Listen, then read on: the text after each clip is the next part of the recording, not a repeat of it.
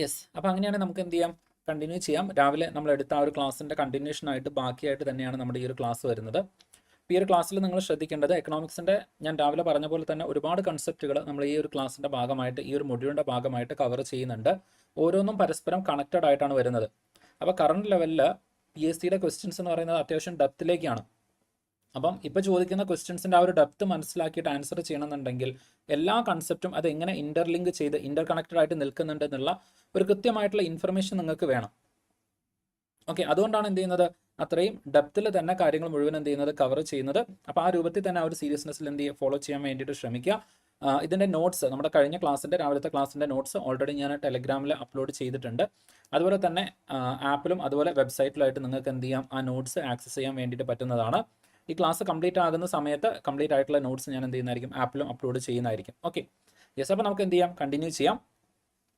നമ്മൾ രാവിലെ പറഞ്ഞിട്ടുണ്ടായിരുന്നത് ഈ ഒരു കാര്യമായിരുന്നു. RBI എന്ന് പറയുന്നത് ഗവൺമെൻറ്റിൻ്റെ ബാങ്കറായിട്ടും ഏജൻ്റായിട്ടും ഗവൺമെൻറ്റിൻ്റെ അഡ്വൈസറായിട്ടും വർക്ക് ചെയ്യുന്നുണ്ട് എന്ന് നമ്മൾ പറഞ്ഞു. അതിൻ്റെ ഭാഗമായിക്കൊണ്ട് ഈ പറയുന്ന ഓരോ കാര്യങ്ങളും നമ്മൾ എക്സ്പ്ലെയിൻ ചെയ്തിട്ടുണ്ടായിരുന്നു. RBI എങ്ങനെയാണ് ഗവൺമെൻറ്റിനെ ബോറോ ചെയ്യുന്നത്, അല്ലെങ്കിൽ ഗവൺമെൻറ്റിൻ്റെ ബോറോയിങ്ങിനെ എങ്ങനെയാണ് RBI ഹെൽപ്പ് ചെയ്യുന്നത് എന്നുള്ളത് നമ്മൾ നോക്കിയിട്ടുണ്ടായിരുന്നു. അല്ലെങ്കിൽ ബോറോയിങ്ങിന് വേണ്ടിയിട്ട് എങ്ങനെയാണ് അഡ്വൈസ് കൊടുക്കുന്നത് എന്നുള്ളത് നമ്മൾ നോക്കിയിട്ടുണ്ടായിരുന്നു. അടുത്തത് ഡെഫിസിറ്റ് ഫൈനാൻസിങ് എന്താണെന്നുള്ളത് നമ്മൾ പറഞ്ഞിട്ടുണ്ടായിരുന്നു. RBI എങ്ങനെയാണ് ഗവൺമെൻറ്റിൻ്റെ ഡെഫിസിറ്റ് ഫൈനാൻസിങ് മാനേജ് ചെയ്യുന്നത് എന്നുള്ളത് നമ്മൾ നോക്കിയിട്ടുണ്ടായിരുന്നു. അടുത്തത് മോണിറ്ററി ആൻഡ് ഫിസിക്കൽ കോർഡിനേഷൻ, ഗവൺമെൻറ്റുമായി ചേർന്നുകൊണ്ട് മോണിറ്ററി ആൻഡ് ഫിസിക്കൽ കോർഡിനേഷൻ എങ്ങനെ ചെയ്യുന്നുണ്ട് എന്നുള്ളത് നമ്മൾ നോക്കിയിട്ടുണ്ടായിരുന്നു. Okay, yes. ഇനി നമുക്ക് നോക്കാനുള്ളത്, അല്ലെങ്കിൽ ഇനി നമുക്ക് പ്രധാനമായിട്ട് കവർ ചെയ്യാനുള്ളത് നെക്സ്റ്റ് ആസ്പെക്റ്റ് ആണ്. അതായത് RBI as A bankers bank വരുന്നുണ്ട്. ഓക്കെ, നമ്മൾ നേരത്തെ ഡിസ്കസ് ചെയ്തത് ഗവൺമെൻറ്റുമായിട്ട് ബന്ധപ്പെട്ടുകൊണ്ട് RBI എങ്ങനെ ഫംഗ്ഷൻ ചെയ്യുന്നുണ്ട് എന്നുള്ളതാണ്. ഓക്കെ, ഗവൺമെൻറ്റിൻ്റെ ഒരു അഡ്വൈസറായിട്ട്, ഗവൺമെൻറ്റിൻ്റെ ഒരു ബാങ്കറായിട്ട് ഗവൺമെൻറ്റിന് വേണ്ട സപ്പോർട്ട് കൊടുക്കുന്ന രൂപത്തിലാണ് RBI അവിടെ ഫംഗ്ഷൻ ചെയ്തത്. എന്നാൽ ഇനി നമ്മൾ നോക്കാൻ വേണ്ടിയിട്ട് പോകുന്നത് നമ്മുടെ എക്സിസ്റ്റിംഗ് ബാങ്കിങ് സിസ്റ്റത്തിൽ, ഓക്കെ, എക്സിസ്റ്റിംഗ് ബാങ്കിങ് സിസ്റ്റത്തിൽ അല്ലെങ്കിൽ എക്സിസ്റ്റിംഗ് ബാങ്കുകൾക്ക് RBI എങ്ങനെയാണ്, അല്ലെങ്കിൽ RBIയും ആ ബാങ്കുകളുമായിട്ടുള്ള റിലേഷൻ എങ്ങനെയാണെന്നുള്ളതാണ് ഇനി നമ്മൾ നോക്കാൻ വേണ്ടിയിട്ട് പോകുന്നത്. അപ്പോൾ അതിൽ ആദ്യം വരുന്നത് ഫസ്റ്റ് RBIയുടെ ഒരു ഫംഗ്ഷൻ എന്ന് പറയുന്നത് it keep the cash reserve ratio of the bank. ഇത് ഞാൻ ജസ്റ്റ് ഒന്ന് എക്സ്പ്ലെയിൻ ചെയ്യാം. അപ്പോൾ നമ്മൾ രാവിലത്തെ ക്ലാസ്സിൽ ഞാനൊരു കാര്യം പറഞ്ഞിട്ടുണ്ടായിരുന്നു. ബാങ്കുകൾ ജനങ്ങളിൽ നിന്ന് ഡെപ്പോസിറ്റ് സ്വീകരിക്കും. ബാങ്കുകൾ ജനങ്ങളിൽ നിന്ന് ഡെപ്പോസിറ്റ് സ്വീകരിക്കും. Okay, from people bank will accept the deposit. അങ്ങനെ ബാങ്കുകൾ ഡെപ്പോസിറ്റ് സ്വീകരിക്കുന്നുണ്ട്. ഈ ഡെപ്പോസിറ്റ് ഇപ്പോൾ സേ ഫോർ എക്സാമ്പിൾ 100 രൂപ ബാങ്ക് ഡെപ്പോസിറ്റ് ആയിട്ട് സ്വീകരിക്കുന്നുണ്ട് എന്നുണ്ടെങ്കിൽ ഈ ബാങ്കിനെ സംബന്ധിച്ചിട്ട് അതിൻ്റെ 3%, ഞാൻ 3% പറയുന്നത് 3 രൂപ, അത് ഇപ്പോഴത്തെ കറണ്ട് റേറ്റ് ആണ്, അത് നോർമലി മാറാറുണ്ട്. ആ 3 രൂപ RBIയിൽ കൊണ്ടുപോയിട്ട് അവർ ഡെപ്പോസിറ്റ് ചെയ്യണം. 3 രൂപ RBIയിൽ കൊണ്ടുപോയിട്ട് അവർ ഡെപ്പോസിറ്റ് ചെയ്യണം. പിന്നെ ഒരു 18 രൂപ അല്ലെങ്കിൽ 18% അത് അവർ ആ ബാങ്കിൽ തന്നെ ലിക്വിഡായിട്ട് ക്യാഷ് ആയിട്ട് സൂക്ഷിക്കണം. ഓക്കെ, ആ ബാങ്കിൽ തന്നെ ലിക്വിഡായിട്ട് ക്യാഷ് ആയിട്ട് അവർ എന്ത് ചെയ്യണം, സൂക്ഷിക്കണം. ബാക്കി വരുന്ന എമൗണ്ട്, അപ്പോൾ ബാക്കി വരുന്ന എമൗണ്ട് നമ്മൾ നോക്കുന്ന സമയത്ത് 79% അല്ലെങ്കിൽ 79 രൂപ, അത് മാത്രമേ അവർക്ക് ലെൻഡ് ചെയ്യാൻ വേണ്ടിയിട്ട് പറ്റുള്ളൂ. ലെൻഡ് ചെയ്യാന്ന് വെച്ച് കഴിഞ്ഞാൽ നമ്മൾ ബാങ്കിൻ്റെ ഫൈനാൻഷ്യൽ ഇൻസ്റ്റിറ്റ്യൂഷൻസ് പഠിച്ച സമയത്ത് പഠിച്ചിട്ടുണ്ടായിരുന്നു. ബാങ്കിൻ്റെ ഏറ്റവും പ്രധാനപ്പെട്ട ഒരു ധർമ്മമാണ് ക്രെഡിറ്റ് ക്രിയേഷൻ എന്ന് പറയുന്നത്. നമ്മൾ പഠിച്ചിട്ടുണ്ടായിരുന്നു. ക്രെഡിറ്റ് ക്രിയേഷൻ എന്ന് പറയുന്നത് ബാങ്കിൻ്റെ ഒരു പ്രധാനപ്പെട്ട ധർമ്മം ആണ് എന്ന് പഠിച്ചിട്ടുണ്ടായിരുന്നു. അപ്പോൾ അത്തരത്തിൽ ക്രെഡിറ്റ് ക്രിയേഷൻ ചെയ്യാൻ വേണ്ടിയിട്ട് ബാങ്കിനെ ഹെൽപ്പ് ചെയ്യുന്നത് ഈ പറയുന്ന 79% ആണ്. അല്ലെങ്കിൽ ഈ 100 രൂപ ബാങ്കിലേക്ക് വരുന്നുണ്ടെങ്കിൽ അതിൽ 79 രൂപ മാത്രമേ ബാങ്കിന് ലെൻഡ് ചെയ്യാൻ, കടം കൊടുക്കാൻ വേണ്ടിയിട്ട് പറ്റുള്ളൂ. ഓക്കെ, അപ്പോൾ ആ കാര്യം കൂടി ജസ്റ്റ് ഒന്ന് എന്ത് ചെയ്യുക, നോട്ട് ചെയ്ത് വെക്കുക. ഇനി ഈ പറയുന്ന രൂപത്തിൽ ബാങ്ക് ഈ ഒരു 3% അല്ലെങ്കിൽ 3 രൂപ RBIയിൽ കൊണ്ടുപോയിട്ടാണ് സൂക്ഷിക്കുന്നത്. അത് RBIയുടെ അടുത്ത് എന്ത് ചെയ്യണം, ബാങ്ക് ഏൽപ്പിക്കണം. അതിന് നമ്മൾ പറയുന്ന പേരാണ് ക്യാഷ് റിസർവ് റേഷ്യോ എന്ന് പറയുന്നത്. ജസ്റ്റ് ഒന്ന് ഓർത്ത് വയ്ക്കുക.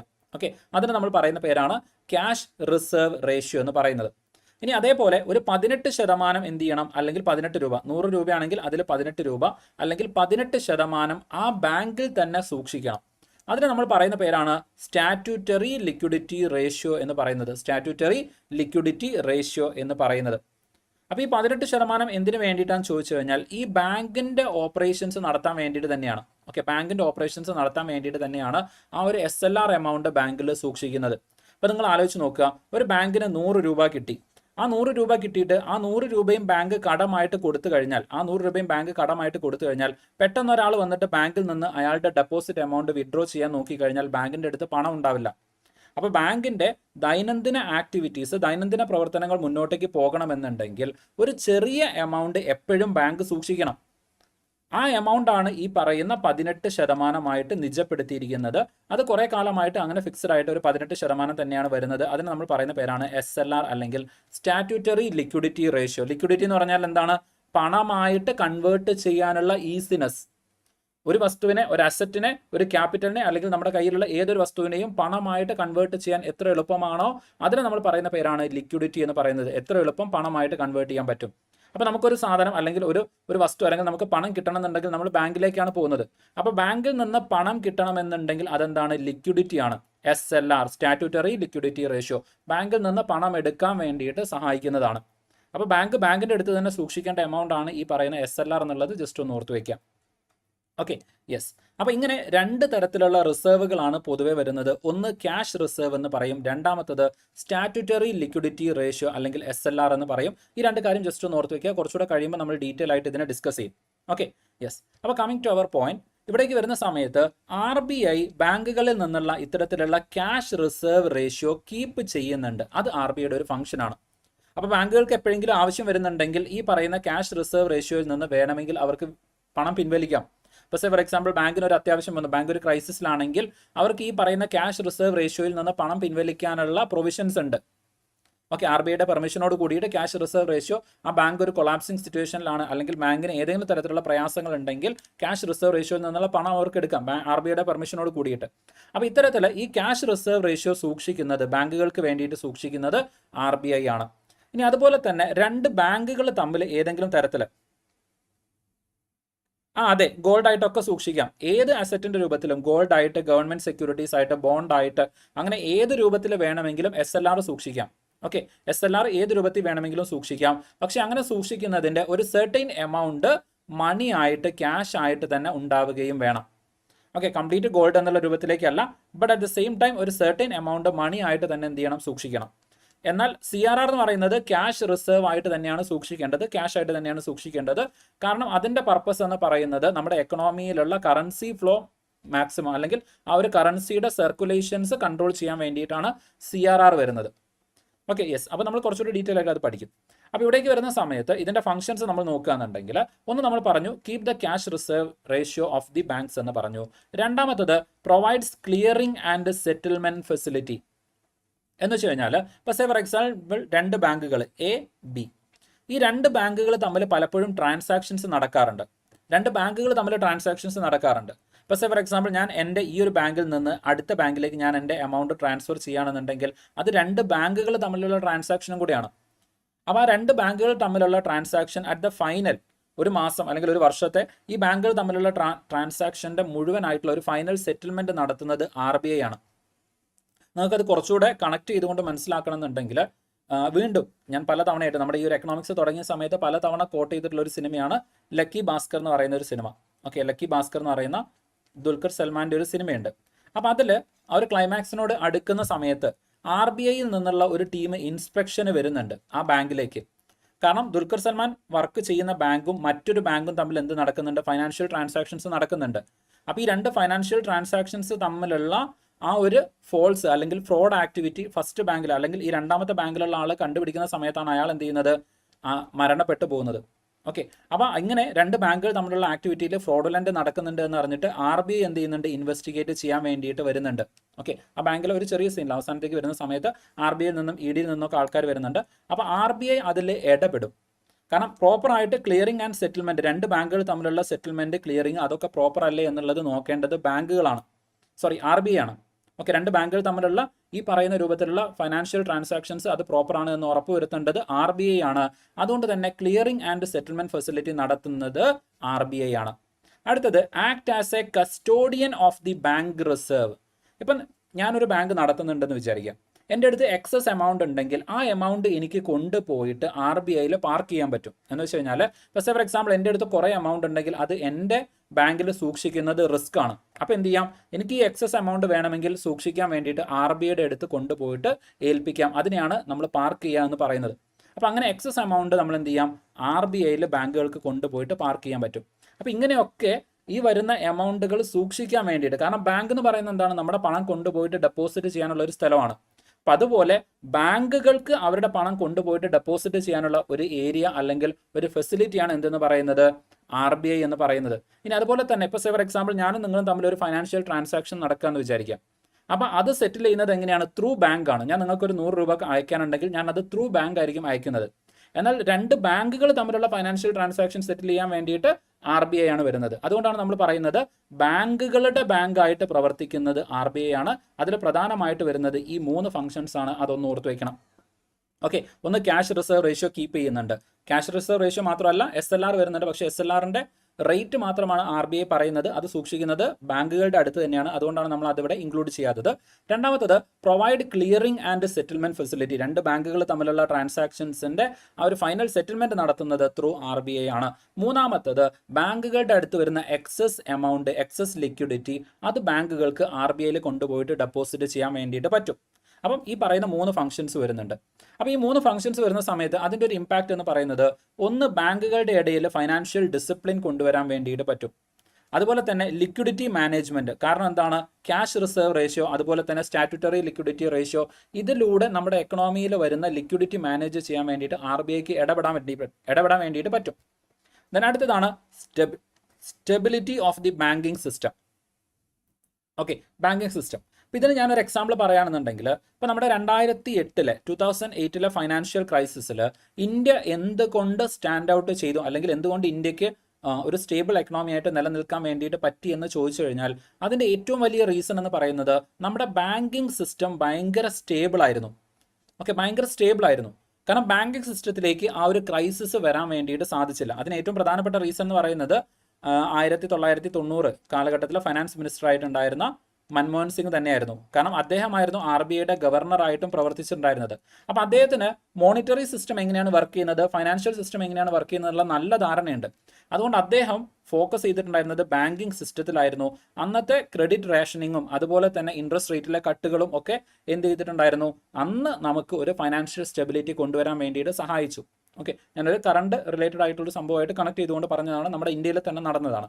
അപ്പോൾ അത്തരത്തിൽ ഒരു സ്റ്റെബിലിറ്റി കൊണ്ടുവരാൻ വേണ്ടിയിട്ട് RBIയുടെ ഇൻ്റർവെൻഷൻസ് അല്ലെങ്കിൽ RBIയുടെ ഇടപെടലുകൾ സഹായിക്കുന്നുണ്ട്. അതിന് ഏറ്റവും നല്ല എക്സാമ്പിൾ ആയിരുന്നു 2008 ഗ്ലോബൽ ഫൈനാൻഷ്യൽ ക്രൈസിസ് ഇന്ത്യ മറികടന്നത് ബാങ്കുകൾക്ക് അല്ലെങ്കിൽ ബാങ്കിങ് സിസ്റ്റത്തിൽ കൊണ്ടുവന്ന ഈ ഒരു സ്റ്റെബിലിറ്റി മാനേജ്മെൻറ്റിലൂടെയാണ്.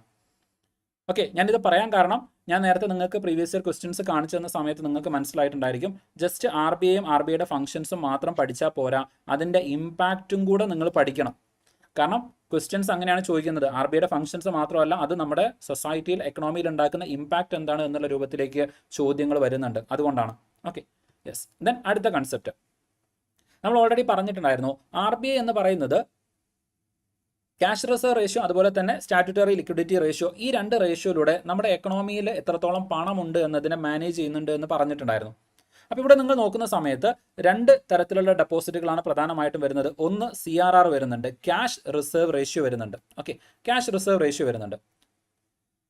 ഓക്കെ, അപ്പം ക്യാഷ് റിസർവ് റേഷ്യോ എന്ന് പറയുന്ന സമയത്ത് ഇവിടെ ജസ്റ്റ് നോക്കുക, കൊമേഴ്ഷ്യൽ ബാങ്കുകൾ എന്ത് ചെയ്യുന്നുണ്ട്, അവർക്ക് കിട്ടിയിട്ടുള്ള ടോട്ടൽ എമൗണ്ടിന്റെ 3% ക്യാഷ് ഡെപ്പോസിറ്റ് ആയിട്ട് RBIയുടെ അടുത്ത് കൊണ്ടുപോയിട്ട് നിക്ഷേപിക്കണം. അത് RBIയുടെ അടുത്താണ് കൊണ്ടുപോയിട്ട് അവരെന്ത് ചെയ്യേണ്ടത്, ഏൽപ്പിക്കേണ്ടത്. എന്നാൽ സ്റ്റാറ്റ്യൂട്ടറി ലിക്വിഡിറ്റി റേഷ്യോ എന്ന് പറയുന്നത് അത് ഏകദേശം കറന്റ് 18% വരുന്നത്. അതെന്ത് ചെയ്യണം, കൊമേഴ്ഷ്യൽ ബാങ്കുകൾ അവരുടെ തന്നെ വോൾട്ടിൽ സൂക്ഷിച്ചാൽ മതി. എന്ന് വെച്ച് കഴിഞ്ഞാൽ അവരുടെ പക്കൽ തന്നെ സൂക്ഷിച്ചാൽ മതി, പുറത്തെവിടെയും കൊണ്ടുപോയിട്ട് സൂക്ഷിക്കേണ്ട കാര്യമില്ല. ഇപ്പോൾ ഇവിടെ നിങ്ങൾ നോക്കുന്ന സമയത്ത് ഇപ്പോൾ ക്യാഷ് ആയിട്ട് അല്ലെങ്കിൽ ഗവൺമെന്റ് സെക്യൂരിറ്റീസ് ആയിട്ട്, ഇനി അതല്ലെങ്കിൽ കറൻസി ആയിട്ടൊക്കെ എന്ത് ചെയ്യാം, ഈ പറയുന്ന സ്റ്റാറ്റ്യൂട്ടറി ലിക്വിഡിറ്റി റേഷ്യോ അവർക്ക് സൂക്ഷിക്കാവുന്നതാണ്. എന്നാൽ ഇതിൽ തന്നെ ഒരു സർട്ടൈൻ പെർസെൻറ്റേജ് അത് ഓരോ സമയവും RBI പറയാറുണ്ട്. ആ സർട്ടൈൻ പെർസെൻറ്റേജ് ക്യാഷ് ആയിട്ട് തന്നെ അവർ സൂക്ഷിക്കണം. കാരണം സ്റ്റാറ്റ്യൂട്ടറി ലിക്വിഡിറ്റി റേഷ്യോ, ഇതൊന്നും നോട്ട് ചെയ്ത് വെക്കണം, ഇമ്പോർട്ടൻ്റ് ആയിട്ടുള്ള പോയിന്റ് ആണ്. സ്റ്റാറ്റ്യൂട്ടറി ലിക്വിഡിറ്റി റേഷ്യോയുടെ ഏറ്റവും ഇമ്പോർട്ടൻ്റ് ആയിട്ടുള്ള പർപ്പസ് എന്ന് പറയുന്നത് ബാങ്കിന്റെ ഡെയിലി ഫംഗ്ഷനിങ് ഉറപ്പുവരുത്തുക എന്നുള്ളതാണ്. ബാങ്കിന്റെ ഡെയിലി ഫംഗ്ഷൻസ് സ്മൂത്ത് ആയിട്ട് നടക്കുന്നുണ്ട് എന്നുള്ളത് ഉറപ്പുവരുത്തുക എന്നുള്ളതാണ് SLRന്റെ ഏറ്റവും പ്രധാനപ്പെട്ട റെസ്പോൺസിബിലിറ്റി. എന്നാൽ CRR എന്ന് പറയുന്നത്, ഓക്കെ, CRR എന്ന് പറയുന്നത് നിങ്ങൾ ജസ്റ്റ് നോക്കുകയാണെന്നുണ്ടെങ്കിൽ CRRന്റെ ഏറ്റവും പ്രധാനപ്പെട്ട ഫംഗ്ഷൻ എന്ന് പറയുന്നത്, ഓക്കെ, CRRന്റെ ഏറ്റവും പ്രധാനപ്പെട്ട ഫംഗ്ഷൻ എന്ന് പറയുന്നത് നമ്മുടെ ഇൻഫ്ലേഷൻ മാനേജ്മെന്റ് ആണ്. ഓക്കെ, ഇൻഫ്ലേഷൻ മാനേജ്മെന്റ്, അതല്ലെങ്കിൽ മണി ഇൻ സർക്കുലേഷൻ കൺട്രോൾ ചെയ്യാനാണ്. Money in circulation. Money in circulation എന്ന് വെച്ച് കഴിഞ്ഞാൽ നമ്മുടെ എക്കണോമിയിൽ എത്ര കറൻസി കറങ്ങി നടക്കുന്നുണ്ട്. ഞാൻ നേരത്തെ പറഞ്ഞിട്ടുണ്ടായിരുന്നല്ലോ, RBIക്ക് അറിയാൻ പറ്റും നമ്മുടെ എക്കണോമിയിൽ എത്ര കറൻസി നോട്ടുകൾ ഉണ്ടെന്ന് അറിയാൻ പറ്റും. അപ്പോൾ ആ കറൻസി ഇൻ സർക്കുലേഷൻ, എത്ര കറൻസി ഉണ്ട്, അത് മാനേജ് ചെയ്യാൻ വേണ്ടിയിട്ടാണ് പ്രധാനമായിട്ടും ക്യാഷ് റിസർവ് റേഷ്യോ നമ്മൾ ഉപയോഗിക്കുന്നത്. ഓക്കെ, ക്യാഷ് റിസർവ് റേഷ്യോ നമ്മൾ ഉപയോഗിക്കുന്നത് പ്രധാനമായിട്ടും ഈ ഒരു പർപ്പസിന് വേണ്ടിയിട്ടാണ്. എന്നാൽ SLR നമ്മൾ പ്രധാനമായിട്ടും ഉപയോഗിക്കുന്നത് ഈ പറയുന്ന ബാങ്കിന്റെ ഡെയിലി ഫംഗ്ഷൻസിന് വേണ്ടിയിട്ടാണ്. ഇത് രണ്ടും ചിലപ്പം ചോദിക്കാൻ സാധ്യതയുണ്ട് രണ്ട് രൂപത്തിൽ. അപ്പോൾ അത് ജസ്റ്റ് ഒന്ന് എന്ത് ചെയ്യണം, ഓർത്ത് വെക്കണം. ഓക്കെ, ഇനി ഈ പറയുന്ന രണ്ട് കാര്യങ്ങളും ഇൻഫ്ലേഷൻ മാനേജ് ചെയ്യാൻ വേണ്ടിയിട്ട് യൂസ് ചെയ്യാറുണ്ട്. ഓക്കെ, ഇൻഫ്ലേഷൻ മാനേജ് ചെയ്യാൻ വേണ്ടിയിട്ട് യൂസ് ചെയ്യാറുണ്ട്. അതിൻ്റെ ഒരു ബേസിക് കാര്യം മാത്രം ഞാൻ ഇവിടെ പറഞ്ഞു വെക്കുകയാണ്. ഇപ്പോൾ നിങ്ങൾ നോക്കുക, ജസ്റ്റ് ഞാനൊരു ചോദ്യം ചോദിക്കുകയാണ്, അതിന് ആൻസർ നിങ്ങൾ പറയണം. ഇപ്പോൾ 100 രൂപ, ഓക്കെ, ഒരു ബാങ്കിലേക്ക് 100 രൂപ വരുന്നുണ്ട്. 100 രൂപ വരുന്നുണ്ട്. അപ്പം 100 രൂപ വരുന്ന സമയത്ത് RBI പറയാണ് ക്യാഷ് റിസർവ് റേഷ്യോ ആയിട്ട്, ഒന്നാമത്തെ കണ്ടീഷനിൽ RBI പറയാണ് ക്യാഷ് റിസർവ് റേഷ്യോ ആയിട്ട് നിങ്ങൾ 3% എന്ത് ചെയ്യണം, സൂക്ഷിക്കണം, അല്ലെങ്കിൽ RBIയുടെ പക്കൽ ഏൽപ്പിക്കണം എന്ന് പറയാണ്. രണ്ടാമത്തെ സിറ്റുവേഷൻ, ബി എന്ന് പറയുന്ന സിറ്റുവേഷൻ, നിങ്ങൾ 5% സൂക്ഷിക്കണം എന്ന് പറയാണ്, അല്ലെങ്കിൽ RBIയുടെ ഏൽപ്പിക്കണം എന്ന് പറയാണ്. അടുത്ത സി എന്ന് പറയുന്നത് 10% ഏൽപ്പിക്കണം എന്ന് പറയാണ്. ഡി എന്ന് പറയുന്നത് 20% ഏൽപ്പിക്കണം എന്ന് പറയാണ്. 20% നിങ്ങൾ എന്ത് ചെയ്യണം, RBIയുടെ അടുത്ത് കൊണ്ടുപോയിട്ട് ഏൽപ്പിക്കണം എന്ന് പറയാണ്. അങ്ങനെയാണെങ്കിൽ എൻ്റെ ചോദ്യം ഇതാണ്, ഇങ്ങനെ 3 കണ്ടീഷൻസ് എടുക്കുന്ന സമയത്ത് ഏത് സിറ്റുവേഷനിലായിരിക്കും നമ്മുടെ എക്കണോമിയിൽ ജനങ്ങൾക്ക് ഉപയോഗിക്കാൻ വേണ്ടിയിട്ട് കറൻസി ഏറ്റവും കൂടുതൽ ഉണ്ടാവുക? ഓക്കെ, ഞാൻ ചോദിച്ച ചോദ്യം മനസ്സിലായിട്ടുണ്ടെന്നാണ് വിചാരിക്കുന്നത്. ആ ഒരു ബാങ്കിങ് സിസ്റ്റം, ഫൈനാൻഷ്യൽ സിസ്റ്റം നിങ്ങൾ മനസ്സിലാക്കണം. ജനങ്ങൾ ബാങ്കിൽ കൊണ്ടുപോയിട്ട് എന്ത് ചെയ്യും, പണം നിക്ഷേപിക്കും. അങ്ങനെ ബാങ്കിലേക്ക് കിട്ടുന്ന എമൗണ്ടിൻ്റെ ഒരു 13% അവർ RBIയിൽ കൊണ്ടുപോയിട്ട് ഡെപ്പോസിറ്റ് ചെയ്യണം. RBIയിൽ ഡെപ്പോസിറ്റ് ചെയ്യുന്ന എമൗണ്ട് ജനങ്ങൾക്ക് പിന്നീട് സർക്കുലേഷന് വേണ്ടിയിട്ട് കിട്ടില്ല, അത് RBI സൂക്ഷിച്ച് വെക്കുകയായിരിക്കും ചെയ്യുന്നത്. അപ്പോൾ ആദ്യത്തെ കണ്ടീഷൻ എ എന്ന് പറയുന്നത് 3% RBIയിൽ കൊണ്ടുപോയിട്ട് ഡെപ്പോസിറ്റ് ചെയ്യുന്നു.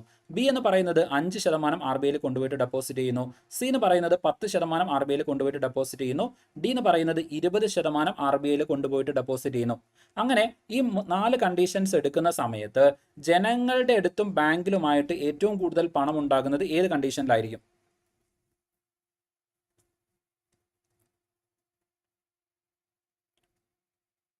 ജസ്റ്റ് ഒന്ന് കമന്റ് ചെയ്യാൻ പറ്റുമോ? Yes, exactly. ഓക്കെ, ഇവിടെ നിങ്ങൾ നോക്കുന്ന സമയത്ത് ബി അല്ല, ഇറ്റ്സ് എ. ഓക്കെ, ഏറ്റവും കൂടുതൽ വരുന്നത് എ ആയിരിക്കും. കാരണം എ വരുന്ന സമയത്ത് 3%, അതായത് ഇപ്പോൾ 100 രൂപ നമ്മുടെ എക്കണോമിയിൽ ഉണ്ടെങ്കിൽ അതിൽ 3 രൂപ RBIയുടെ അടുത്തും ബാക്കി 97 രൂപ ജനങ്ങളുടെ അടുത്തും ബാങ്കിൻ്റെ അടുത്തുമായിട്ടുണ്ടാവും. അപ്പം 97 രൂപ നമുക്ക് എന്ത് ചെയ്യാം, ഉപയോഗിക്കാൻ വേണ്ടിയിട്ട് കിട്ടുന്നുണ്ട്. എന്നാൽ ഇവിടെ 20% എന്ന് പറയുമ്പം ഈ 100 രൂപയിൽ 20 രൂപ എന്ത് ചെയ്യണം, RBIയുടെ അടുത്ത് കൊണ്ടുപോയി കൊടുക്കണം.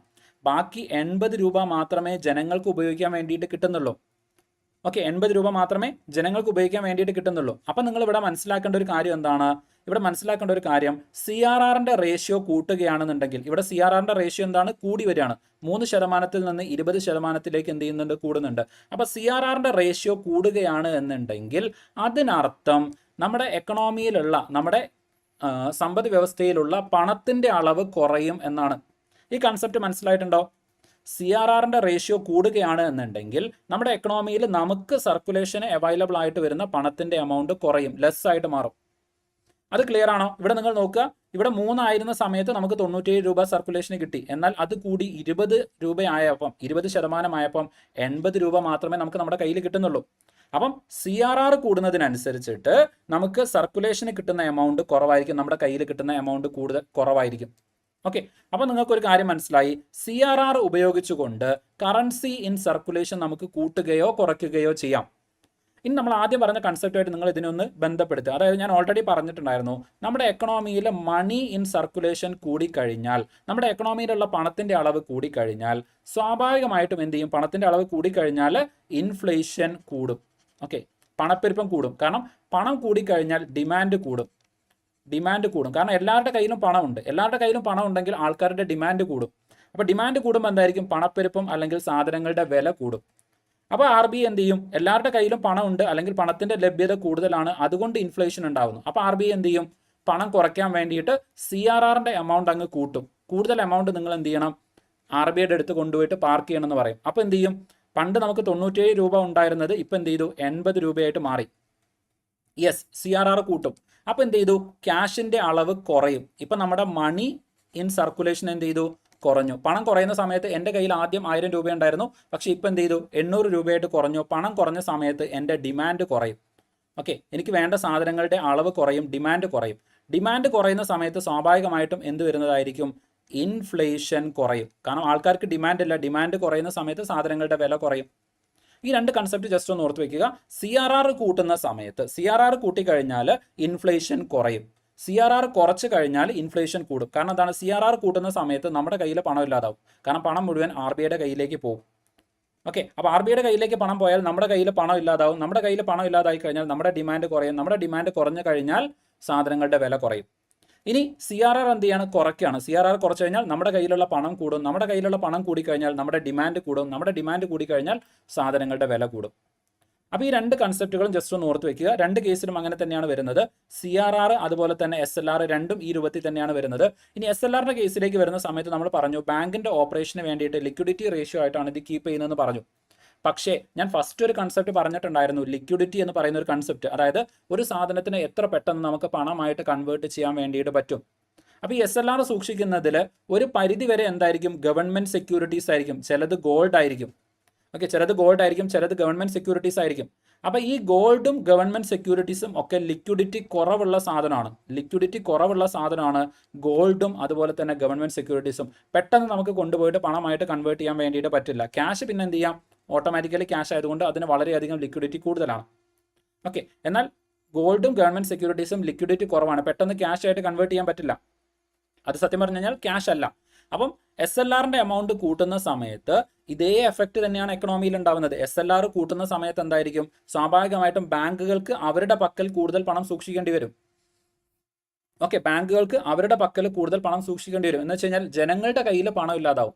ബാങ്ക് ലെൻഡ് ചെയ്യുന്നതിൻ്റെ എമൗണ്ട് കുറയും. ഓക്കെ, ഇത് നമ്മൾ കുറച്ചുകൂടെ ഡീറ്റെയിൽ ആയിട്ട് പഠിക്കും. Just 1 second. SLR ജനറേറ്റ് ചെയ്യുന്നത് സെക്യൂരിറ്റി വാങ്ങിയാൽ അല്ലേ? SLRന്റെ ടേംസിൽ ക്യാഷ് ഇൻട്രസ്റ്റ് യെസ്, തീർച്ചയായിട്ടും ഉണ്ട്. ഓക്കെ, ഇവിടെ നിങ്ങൾ നോക്കുന്ന സമയത്ത് SLR ബാങ്കിൻ്റെ അടുത്താണ് കീപ്പ് ചെയ്യുന്നതെന്നുണ്ടെങ്കിലും ഇതിനൊരു മിനിമം ഇൻട്രസ്റ്റ് ബാങ്കിന് കിട്ടും. ഓക്കെ, ഇതിനൊരു മിനിമം ഇൻട്രസ്റ്റ് കിട്ടും. CRRന്റെ കേസിൽ ബാങ്കിന് ഇൻട്രസ്റ്റ് കിട്ടില്ല. ഓക്കെ, ബാങ്കിന് ഇൻട്രസ്റ്റ് കിട്ടില്ല. അതും കൂടെ ജസ്റ്റ് ഒന്ന് ഓർത്ത് വയ്ക്കുക. ഓക്കെ, അപ്പോൾ കുറച്ചുകൂടെ കഴിഞ്ഞിട്ട് നമ്മൾ ഡീറ്റെയിൽ ആയിട്ട് പഠിക്കും. ഇവിടെ ഞാൻ ജസ്റ്റ് CRRും SLRും പറഞ്ഞതുകൊണ്ട് ഇവിടെ ഈ കാര്യങ്ങളൊക്കെ ഒന്ന് പറഞ്ഞു പോകുന്നു എന്ന് മാത്രം. CRR എന്ന് പറയുന്നത് RBIയുടെ അടുത്ത് കൊണ്ടുപോയിട്ട് ഡെപ്പോസിറ്റ് ചെയ്യേണ്ടതാണ്. അതിന് പക്ഷേ ഇൻട്രസ്റ്റ് കിട്ടില്ല. എന്നാൽ SLR സൂക്ഷിക്കുന്നതിന് ഒരു ചെറിയ ഇൻട്രസ്റ്റ് ബാങ്കിന് കിട്ടുന്നതാണ്. ബാങ്കിൻ്റെ അടുത്ത് തന്നെയാണ് സൂക്ഷിക്കുന്നത്, പക്ഷേ അതിന് ചെറിയൊരു ഇൻട്രസ്റ്റ് കിട്ടും. ഓക്കെ, ഒരു മിനിമൽ ഇൻട്രസ്റ്റ് ആയിരിക്കും അവിടെ കിട്ടുന്നത്. അതിവിടെ കൊടുത്തിട്ടുണ്ട്. Portion of the deposit maintain by the bank itself in the liquidity and earns interest. അതിനെന്ത് ചെയ്യുന്നുണ്ട്, ഇൻട്രസ്റ്റ് ഏൺ ചെയ്യും.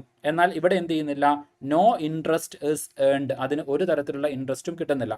ഓക്കെ, അത് കൊടുത്തിട്ടുണ്ട്. ജസ്റ്റ് അതും കൂടെ എന്ത് ചെയ്യുക, ഒന്ന് നോട്ട് ചെയ്ത് വെക്കാം. അപ്പോൾ ഈ കാര്യങ്ങൾ നിങ്ങൾക്ക് മനസ്സിലായിട്ടുണ്ടാകുമെന്ന് വിചാരിക്കുകയാണ്. CRRന്റെയും SLRന്റെയും എഫക്റ്റ് കൃത്യമായിട്ട് ഓർത്ത് വെക്കണം. ഓക്കെ, ചോദ്യം വരുന്നതായിരിക്കും CRR SLR. കാരണം ഓൾറെഡി ഞാൻ പ്രീവിയസ് ഇയർ ക്വസ്റ്റ്യൻ നിങ്ങൾക്ക് കാണിച്ചു തന്ന സമയത്ത് അവിടെ കണ്ടിട്ടുണ്ട്, ക്യാഷ് റിസർവ് റേഷ്യോയുമായിട്ട് ബന്ധപ്പെട്ട് വരുന്ന ചോദ്യങ്ങൾ വരുന്നുണ്ട്. ഓക്കെ, CRRനും SLRനും ഇൻഫ്ലേഷനുമായിട്ടുള്ള ബന്ധം ഒരേപോലെ തന്നെയാണ്. SLR കൂട്ടിക്കഴിഞ്ഞാൽ സ്വാഭാവികമായിട്ടും ജനങ്ങളുടെ കയ്യിലുള്ള പണം കുറയും. ജനങ്ങളുടെ കയ്യിലുള്ള പണം കുറഞ്ഞു കഴിഞ്ഞാൽ ഡിമാൻഡ് കുറയും. ഡിമാൻഡ് കുറഞ്ഞു കഴിഞ്ഞാൽ ഇൻഫ്ലേഷൻ കുറയും. ക്യാഷ് റിസർവ് റേഷ്യോ സെയിം തന്നെയാണ്. ക്യാഷ് റിസർവ് റേഷ്യോ കൂട്ടിക്കഴിഞ്ഞാൽ ജനങ്ങളുടെ കയ്യിലുള്ള പണം കുറയും, ജനങ്ങളുടെ ഡിമാൻഡ് കുറയും, ഇൻഫ്ലേഷൻ കുറയും. ഓക്കെ, അപ്പോൾ അതിൽ കൺഫ്യൂഷൻ ഒന്നും വേണ്ട. രണ്ടും സെയിം എഫക്റ്റ് തന്നെയാണ് എക്കണോമിയിൽ ഉണ്ടാക്കുന്നത്. പക്ഷേ രണ്ടും രണ്ട് രൂപത്തിലുള്ള മണിയാണ് എന്നുള്ളത്, അല്ലെങ്കിൽ രണ്ട് രൂപത്തിലുള്ള റിസർവ് ആണ് എന്നുള്ളതും കൂടെ ജസ്റ്റ് ഒന്ന് ഓർത്ത് വയ്ക്കുക. ഓക്കെ, യെസ്, നമുക്ക് എന്ത് ചെയ്യാം, അടുത്ത കൺസെപ്റ്റിലേക്ക് പോവാം. Okay, yes. ഇനി RBI ബാങ്കുകളുടെ ബാങ്കാണ് എന്നതുകൊണ്ട് എന്താണ് ഉദ്ദേശിക്കുന്നത്? ബാങ്കുകളുടെ ബാങ്കാണെന്നാണ് പറയുന്നത്. അപ്പോൾ അതുകൊണ്ട് ഉദ്ദേശിക്കുന്ന ഒരു കാര്യം, RBI ജനങ്ങൾക്ക് നേരിട്ട് പണം കൊടുക്കുന്നില്ല. പ്രത്യേകം ശ്രദ്ധിക്കുക, ജനങ്ങൾക്കോ അല്ലെങ്കിൽ ഇൻഡസ്ട്രിയൽ ഫേംസിനോ MSME സെക്ടേഴ്സിനോ ഒന്നും തന്നെ RBI നേരിട്ട് പണം കൊടുക്കുന്നില്ല. ഓക്കെ, ഒരു തവണ ചോദിച്ചിട്ടുണ്ടായിരുന്നു, RBI lend money to the business firms അല്ലെങ്കിൽ കോർപ്പറേറ്റ് എന്നുള്ള രൂപത്തിൽ ചോദിച്ചിട്ടുണ്ടായിരുന്നു. RBI അങ്ങനെ പണം കൊടുക്കുന്നില്ല. RBI പണം കൊടുക്കുന്നത്, RBI പണം ലെൻഡ് ചെയ്യുന്നത് രണ്ട് പേർക്ക് മാത്രമാണ്. ഒന്ന്, ബാങ്കിന് പണം ലെൻഡ് ചെയ്യും. രണ്ടാമത് RBI കൊടുക്കുന്നത് ഗവൺമെൻറ്റിനാണ്.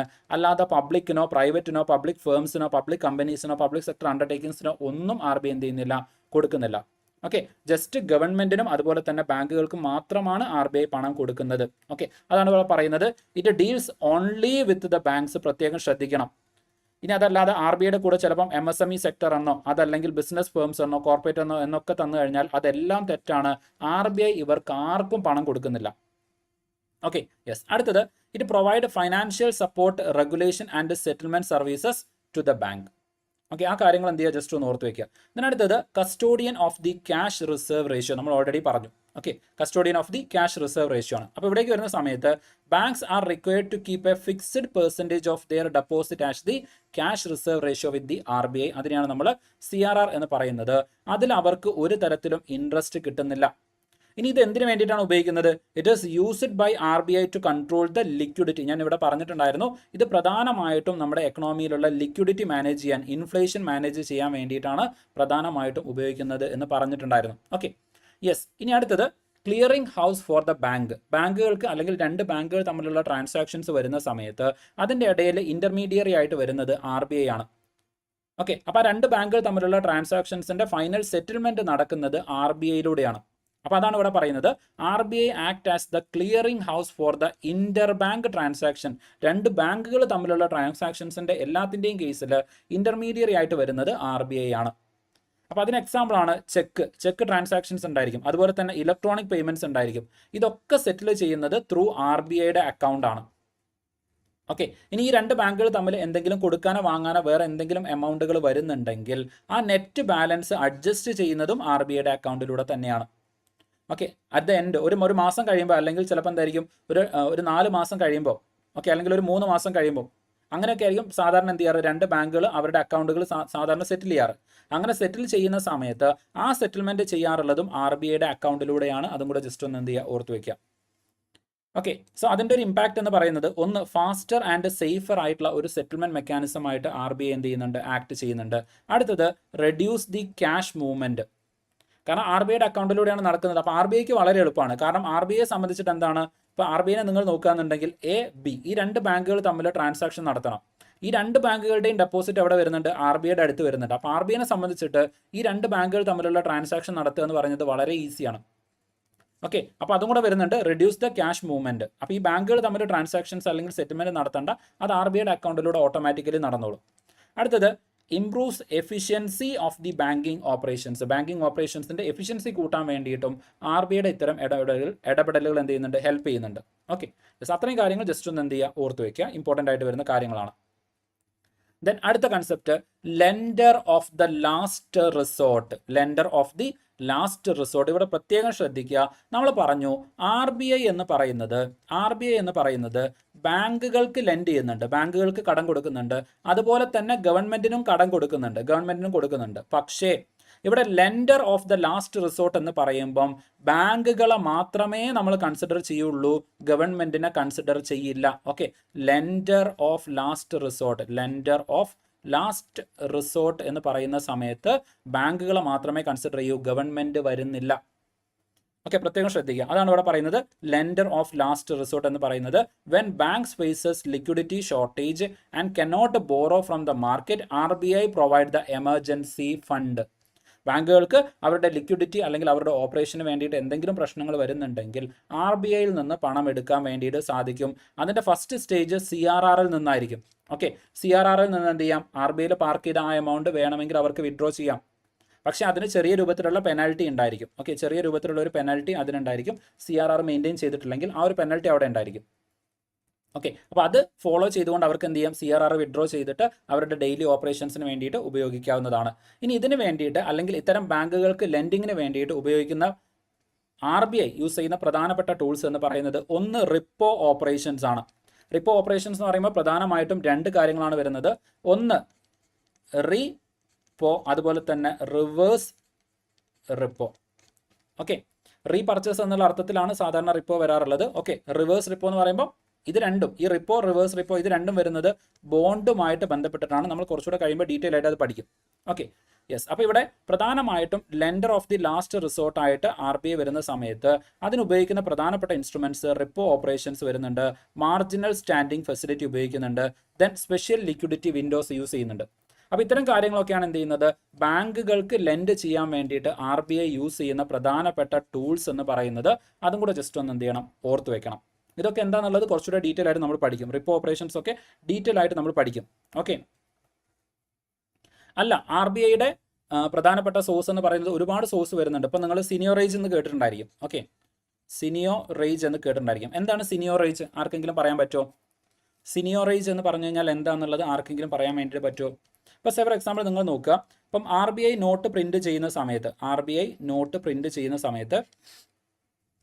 ഐക്ക് എന്ത് കിട്ടുന്നുണ്ട്? ഒരു ചെറിയ പ്രോഫിറ്റ് കിട്ടുന്നുണ്ട്. ഓക്കെ, അല്ലെങ്കിൽ അതിനൊരു കോസ്റ്റ് വരുന്നുണ്ട്. ഓക്കെ, ഒരു ചെറിയ കോസ്റ്റ് വരുന്നുണ്ട്. ആ കോസ്റ്റിനെയാണ് സാധാരണ നമ്മൾ എന്തെന്ന് പറയാറുള്ളത്? സിനിയോറേജ് എന്ന് പറയാറുള്ളത്. ഇനി അതുപോലെ തന്നെ ഈ ആർ ബി ഐ എന്ത് ചെയ്യുന്നുണ്ട്? നോട്ട് പ്രിന്റ് ചെയ്തിട്ട് ഒന്ന് ആർ ബി ഐയുടെ ഒരു വരുമാനം, അല്ലെങ്കിൽ ആർ ബി എന്ന് പറയുന്ന സമയത്ത് സത്യം പറഞ്ഞാൽ ഗവൺമെന്റ് തന്നെയാണ്. അപ്പോൾ ഗവൺമെന്റിന്റെ ഒരു ഫൈനാൻസിങ് മെക്കാനിസം എന്ന് പറയുന്നത് കൂടുതൽ നോട്ട് പ്രിന്റ് ചെയ്യുക എന്നുള്ളതാണ്. പക്ഷേ ഇങ്ങനെ കൂടുതൽ നോട്ട് പ്രിന്റ് ചെയ്ത് ഡെഫിസിറ്റ് ഫൈനാൻസിങ് അല്ലെങ്കിൽ കൂടുതൽ വരുമാനം കണ്ടെത്തുന്നത് 1997 നമ്മൾ അവസാനിപ്പിച്ചു. ഇനി രണ്ടാമത്തത്, അപ്പോൾ നമ്മൾ നേരത്തെ പറഞ്ഞ പോലെ ആർ ബി ഐയുടെ അടുത്ത് നിന്ന് എന്ത് ചെയ്യാൻ വേണ്ടിയിട്ട് പറ്റും? ബാങ്കുകൾക്ക് പണം വാങ്ങിക്കാൻ വേണ്ടിയിട്ട് പറ്റും. അങ്ങനെ ബാങ്കുകൾ ആർ ബി ഐയുടെ കയ്യിൽ നിന്ന് പണം വാങ്ങിക്കുന്ന സമയത്ത് അവർ തിരിച്ച് ഇൻട്രസ്റ്റ് കൊടുക്കണം. അതും ആർ ബി ഐനെ സംബന്ധിച്ചിട്ട് എന്താണ്? ഒരു വരുമാനമാണ്. ഇനി അടുത്തത്, ആർ ബി ഐക്ക് ഇങ്ങനെ കിട്ടുന്ന പണം ആർ ബി ഐ കൊണ്ടുപോയിട്ട് ഫോറിൻ എക്സ്ചേഞ്ചിൽ ഡെപ്പോസിറ്റ് ചെയ്യാറുണ്ട്. ഓക്കെ, എന്ന് വെച്ച് കഴിഞ്ഞാൽ യു എസിലോ അല്ലെങ്കിൽ ഈ പറയുന്ന പോലെ ഡോളറിലോ അതല്ലെങ്കിൽ യൂറോയിലോ ഒക്കെ കൊണ്ടുപോയിട്ട് ആർ ബി ഐക്ക് ഡെപ്പോസിറ്റ് ചെയ്യാൻ വേണ്ടിയിട്ട് സാധിക്കും. അങ്ങനെ ഇൻവെസ്റ്റ് ചെയ്യുന്ന സമയത്ത് അതിൽ നിന്ന് കിട്ടുന്ന പ്രോഫിറ്റ് അതും ആർ ബി ഐയുടെ കയ്യിലേക്ക് വരുന്നുണ്ട്. അപ്പം ആർ ബി ഐ നമ്മൾ നോക്കുന്ന സമയത്ത് ഒരുപാട് സോഴ്സ് ഓഫ് ഇൻകം വരുന്ന ഒന്നാണ് ആർ ബി ഐ എന്ന് പറയുന്നത്. അപ്പം ഗവൺമെന്റിന്റെ സൈഡിൽ നിന്ന് നോക്കുന്ന സമയത്ത് ആർ ബി ഐ എന്ന് പറയുന്നത് ഒരു പ്രോഫിറ്റബിൾ ആയിട്ടുള്ള മെക്കാനിസമാണ്. അപ്പോൾ ഈ ആർ ബി ഐയുടെ കരുതൽ ധനം ഗവൺമെന്റ് ഏറ്റെടുത്തു, അല്ലെങ്കിൽ ഗവൺമെന്റ് എന്ത് ചെയ്തു? അതിൽ നിന്ന് ഒരു എമൗണ്ട് എടുത്തു. ഏകദേശം 1 ലക്ഷം കോടി രൂപയോളം കുറച്ച് കാലം മുമ്പ് ഗവൺമെന്റ് എടുത്തിട്ടുണ്ടായിരുന്നു. അതുമായിട്ട് ബന്ധപ്പെട്ട ആ സമയത്ത് ഒരുപാട് ന്യൂസിൽ വന്ന ഒരു ടോപ്പിക്കായിരുന്നു ഇത്. അപ്പോൾ ആർ ബി ഐക്ക് ക്യാഷ് റിസർവ് റേഷ്യോ മാത്രമല്ല, മറ്റനേകം മെത്തേഡിലൂടെ, മറ്റനേകം മാർഗ്ഗങ്ങളിലൂടെ എന്ത് ചെയ്യുന്നുണ്ട്? അവർക്ക് പണം കിട്ടുന്നുണ്ട്, അവർക്ക് ഇൻട്രസ്റ്റ് കിട്ടുന്നുണ്ട്, പ്രോഫിറ്റ് കിട്ടുന്നുണ്ട്. ഓക്കെ, യെസ്, ഞാനതൊന്ന് ചോദിച്ചതുകൊണ്ട് ഒന്ന് ക്ലിയർ ചെയ്തതാണ്. അപ്പോൾ ഈ കാര്യങ്ങൾ ജസ്റ്റ് ഒന്ന് ഓർത്ത് വെക്കുക. Lender of the last resort എന്ന് പറയുമ്പം പ്രധാനമായിട്ടും ഈ 3 മെക്കാനിസംസ് വരുന്നുണ്ട്. Okay, yes. ദെൻ അടുത്തത്, ഈ lender of the last resort എന്നുള്ളത് ഞാൻ ജസ്റ്റ് ഒന്ന് എക്സ്പ്ലെയിൻ ചെയ്യാം. ഫോർ എക്സാമ്പിൾ, ഏതെങ്കിലും ഒരു ബാങ്ക് കൊളാപ്സ് ചെയ്യുന്ന സിറ്റുവേഷനിലാണെന്ന് വിചാരിക്കാം. ഓക്കെ, ഇവിടെ കൊളാപ്സ് എന്നുള്ളത് ഈ ഇമേജിൽ കാണുന്ന പോലെയുള്ള ഒരു കൊളാപ്സ് എന്നുള്ളതല്ല, ഫൈനാൻഷ്യലി അവർ സ്ട്രഗിൾ ചെയ്യാണ്. ഓക്കെ, ഫൈനാൻഷ്യലി അവർ കൊളാപ്സ് ചെയ്യുന്ന ഒരു സിറ്റുവേഷനിലാണ് എന്നുണ്ടെങ്കിൽ ആർ ബി ഐ അവർക്ക് പണം കൊടുക്കും. ഓക്കെ, ആർ ബി ഐ അവർക്ക് പണം കൊടുക്കും. എന്നിട്ട് എന്ത് ചെയ്യും? ബാങ്ക് അവരുടെ റീകൺസ്ട്രക്ഷൻ നടത്തും. വീണ്ടും എന്ത് ചെയ്യും? ബാങ്ക് പൂർവ്വസ്ഥിതിയിലേക്ക് വരും. അങ്ങനെ വരുന്ന സമയത്ത് ആ എമൗണ്ട് എന്ത് ചെയ്യണം? ബാങ്ക് ആർ ബി ഐക്ക് തിരിച്ചു കൊടുക്കും. ഓക്കെ, ഇതാണ് ലെൻഡർ ഓഫ് ദി ലാസ്റ്റ് റിസോർട്ടായിട്ട് ആർ ബി ഐ ഫംഗ്ഷൻ ചെയ്യുന്നത് എന്നുള്ളത്. അത് ജസ്റ്റ് ഒന്ന് എന്ത് ചെയ്യുക? ഓർത്ത് വയ്ക്കുക. Okay, yes. അപ്പോൾ ഇതിൻ്റെ ഒരു ഇമ്പാക്റ്റ് എന്താണെന്ന് ചോദിച്ചു കഴിഞ്ഞാൽ നമ്മുടെ രാജ്യത്ത് വരുന്ന ബാങ്ക് ഫെയിലിയേഴ്സ് സപ്പോർട്ട് ചെയ്യാൻ വേണ്ടിയിട്ട് ആർ ബി ഐയുടെ ഈ ഒരു ഇൻ്റർവെൻഷനിലൂടെ സാധിക്കും. അതുപോലെ തന്നെ it avoid panic and the bank runs. ഈ ബാങ്ക് റൺസ് എന്നുള്ളത് ജസ്റ്റ് ഒന്ന് ഓർത്ത് വെക്കുക. ബാങ്ക് റൺ എന്നതുകൊണ്ട് പറയുന്നത്, ഓക്കെ, ബാങ്ക് റൺ എന്നതുകൊണ്ട് പറയുന്നത്, ഇപ്പോൾ ഫോർ എക്സാമ്പിൾ, ആൾക്കാരെല്ലാവരും കൂടെ, ഇപ്പോൾ നമ്മുടെ ഡിമോണിറ്റൈസേഷൻ വന്നിട്ടുണ്ടായിരുന്നു. ഓക്കെ, ഡിമോണിറ്റൈസേഷൻ 2016 വന്ന സമയത്ത് നമ്മളെല്ലാവരും ബാങ്കിലേക്ക് ഓടി. കാരണം നമ്മുടെ കയ്യിലുള്ള പഴയ പണം കൊടുത്തിട്ട് പുതിയ കറൻസി വാങ്ങിക്കണം. പക്ഷേ ബാങ്കിലേക്ക് ചെന്ന സമയത്ത് ബാങ്കിൻ്റെ കയ്യിൽ പണമില്ലാത്ത സിറ്റുവേഷൻ വന്നു. ബാങ്കിൻ്റെ അടുത്ത് എന്ത് വരുന്നില്ല? ബാങ്കിൻ്റെ അടുത്ത് കറൻസി വരുന്നില്ല, ബാങ്കിൻ്റെ അടുത്ത് മണി ഇല്ലാത്ത സിറ്റുവേഷൻ വന്നു. അങ്ങനെ ബാങ്കിൻ്റെ കയ്യിൽ പണമില്ലാത്ത സിറ്റുവേഷനെയാണ് നമ്മൾ ബാങ്ക് റൺ എന്ന് പറയുന്നത്. എന്ന് വെച്ചാൽ ബാങ്ക് പണത്തിന് വേണ്ടിയിട്ട് ഓടുകയാണ്. അപ്പോൾ ബാങ്ക് റൺ എന്ന് പറയുന്നത് ബാങ്കിൻ്റെ അടുത്ത് പണമില്ലാത്ത സിറ്റുവേഷനെയാണ്, അല്ലെങ്കിൽ കറൻസി ലിക്വിഡായിട്ട് കറൻസി ഇല്ലാത്ത ഒരു സിറ്റുവേഷനെയാണ് നമ്മൾ ബാങ്ക് റൺ എന്ന് പറയുന്നത്. അതിന് പ്രധാനപ്പെട്ട റീസൺ എന്ന് പറയുന്നത്, ജനങ്ങൾ ആ ബാങ്കിൽ നിന്ന് പെട്ടെന്ന് ഒരൊറ്റ ദിവസം കൊണ്ട് ജനങ്ങളൊക്കെ എന്ത് ചെയ്യണം? അവരുടെ എമൗണ്ട് വിഡ്രോ ചെയ്യാമെന്ന് വിചാരിക്കുക. അങ്ങനെയാണെങ്കിൽ അത് ബാങ്ക് റണ്ണിലേക്ക് ലീഡ് ചെയ്യും. ഓക്കെ, അതിനൊരു എക്സാമ്പിൾ ആയിരുന്നു ഡിമോണിറ്റൈസേഷൻ്റെ സമയത്തുണ്ടായിരുന്നത്. അപ്പോൾ അങ്ങനെ പാനിക് അറ്റാക്കുകൾ, അല്ലെങ്കിൽ ഏതെങ്കിലും തരത്തിൽ ജനങ്ങളുടെ ഇടയിലുള്ള ഒരു പാനിക്കോ അല്ലെങ്കിൽ ബാങ്ക് റണ്ണോ ഒക്കെ ഒഴിവാക്കാൻ വേണ്ടിയിട്ട് ആർ ബി ഐയുടെ ഈ lender of the last resort എന്ന് പറയുന്ന കൺസെപ്റ്റ് ഹെൽപ്പ് ചെയ്യും. കാരണം ഇങ്ങനെ ബാങ്കിൻ്റെ അടുത്ത് ലിക്വിഡിറ്റി ഇല്ലാത്തൊരു സാഹചര്യമാകുമ്പം ആർ ബി ഐയിൽ നിന്നുള്ള എമൗണ്ട് അവർക്ക് എടുക്കാം. എന്നിട്ട് എന്ത് ചെയ്യാം? ജനങ്ങൾക്ക് ആ പണം തിരിച്ചു കൊടുക്കാൻ വേണ്ടിയിട്ട് അവർക്ക് പറ്റും. അടുത്തത്, മെയിൻറ്റെയിൻസ് ഡെപ്പോസിറ്റേഴ്സ് കോൺഫിഡൻസ്. ഇപ്പോൾ നമ്മളൊക്കെ ഡെപ്പോസിറ്റ് ബാങ്കുകളിൽ കൊണ്ടുപോയിട്ട് പണം നിക്ഷേപിക്കുന്നത് ബാങ്കുകളെ മാത്രം വിശ്വസിച്ചിട്ടല്ല. കാരണം ഇപ്പോൾ ഫോർ എക്സാമ്പിൾ, നമ്മൾ രാവിലത്തെ ക്ലാസ്സിൽ പറഞ്ഞിട്ടുണ്ടായിരുന്നു DICGC. ഓക്കെ, അതിൽ ഒരു കാര്യം കൂടെ കൺഫേം ചെയ്യാണ്. DICGC എന്ന് പറയുന്നത് ആർ ബി ഐയുടെ സബ്സിഡറി തന്നെയാണ്. ഓക്കെ, ആർ ബി ഐയുടെ സബ്സിഡറി തന്നെയാണ് DICGC എന്ന് പറയുന്നത്. അപ്പോൾ ഈ DICGC നമ്മൾ നടത്തുന്ന ഡെപ്പോസിറ്റുകളുടെ 5 ലക്ഷം രൂപ വരെ അവരെന്ത് ചെയ്യുന്നുണ്ട്? നമുക്ക് ഇൻഷുറൻസ് നൽകുന്നുണ്ട്. അത് നഷ്ടപ്പെട്ട് കഴിഞ്ഞാൽ നമ്മുടെ principle plus interest, okay, principle plus interest ഇത് രണ്ടിൻ്റെയും മുകളിൽ എന്ത് ചെയ്യുന്നുണ്ട്, നമുക്ക് ഇൻഷുറൻസ് കിട്ടും. അപ്പോൾ ഒരു ബാങ്കിൻ്റെ അടുത്ത് നിന്ന് ആ പണം നഷ്ടപ്പെട്ട് കഴിഞ്ഞാലും DICGC അത് നമുക്ക് തിരിച്ചു നൽകും, അല്ലെങ്കിൽ RBI അത് നമുക്ക് തിരിച്ചു നൽകും എന്നൊരു വിശ്വാസമുണ്ട്. അതുകൊണ്ടാണ് നമ്മൾ എന്ത് ചെയ്യുന്നത്, ബാങ്കിൽ കൊണ്ടുപോയിട്ട് നമ്മുടെ എമൗണ്ട് ഡെപ്പോസിറ്റ് ചെയ്യുന്നത്. ഓക്കെ, അപ്പോൾ അങ്ങനെ ഡെപ്പോസിറ്റേഴ്സിൻ്റെ കോൺഫിഡൻസ് സൂക്ഷിക്കാൻ വേണ്ടിയിട്ടും RBIയുടെ ഈ ഒരു മെഷർ ഹെൽപ്പ് ചെയ്യുന്നുണ്ട്. ഓക്കെ, യെസ്, അടുത്ത കൺസെപ്റ്റിലേക്ക് പോവാം. ഇത് ഒരു പ്രീവിയസ് ഇയർ ക്വസ്റ്റ്യൻ ആണ്. ഓക്കെ, ഇതുമായിട്ട് ബന്ധപ്പെട്ട് വന്ന ഒരു പ്രീവിയസ് ഇയർ ക്വസ്റ്റ്യൻ ആണ്. ജസ്റ്റ് ഒന്ന് ആൻസർ ചെയ്യാൻ വേണ്ടിയിട്ട് പറ്റുമെന്നൊന്ന് ശ്രമിച്ചു നോക്കുമോ? ചോദ്യം റീഡ് ചെയ്യാം. In India the central bank function as a lender of last resort usually refers to which of the following? Okay, RBI ഒരു lender of the last resort ആണ് എന്ന് പറയുന്നത് കൊണ്ട് താഴെ തന്നിരിക്കുന്നതിൽ എന്താണ് അർത്ഥമാക്കുന്നത് എന്നാണ് ചോദിച്ചിരിക്കുന്നത്. ഒന്നാമത്തത്, lending to trade and industry bodies when they fail to borrow from other sources. ഇതാണ് ഞാൻ പറഞ്ഞത്, lending to trade and industry bodies when they fail to borrow from the other sources. അടുത്തത്, providing liquidity to the banks having temporary crisis. Okay, അടുത്തത്, lending to government to finance budgetary deficit. ഇതിന്റെ answer എന്താ വരിക?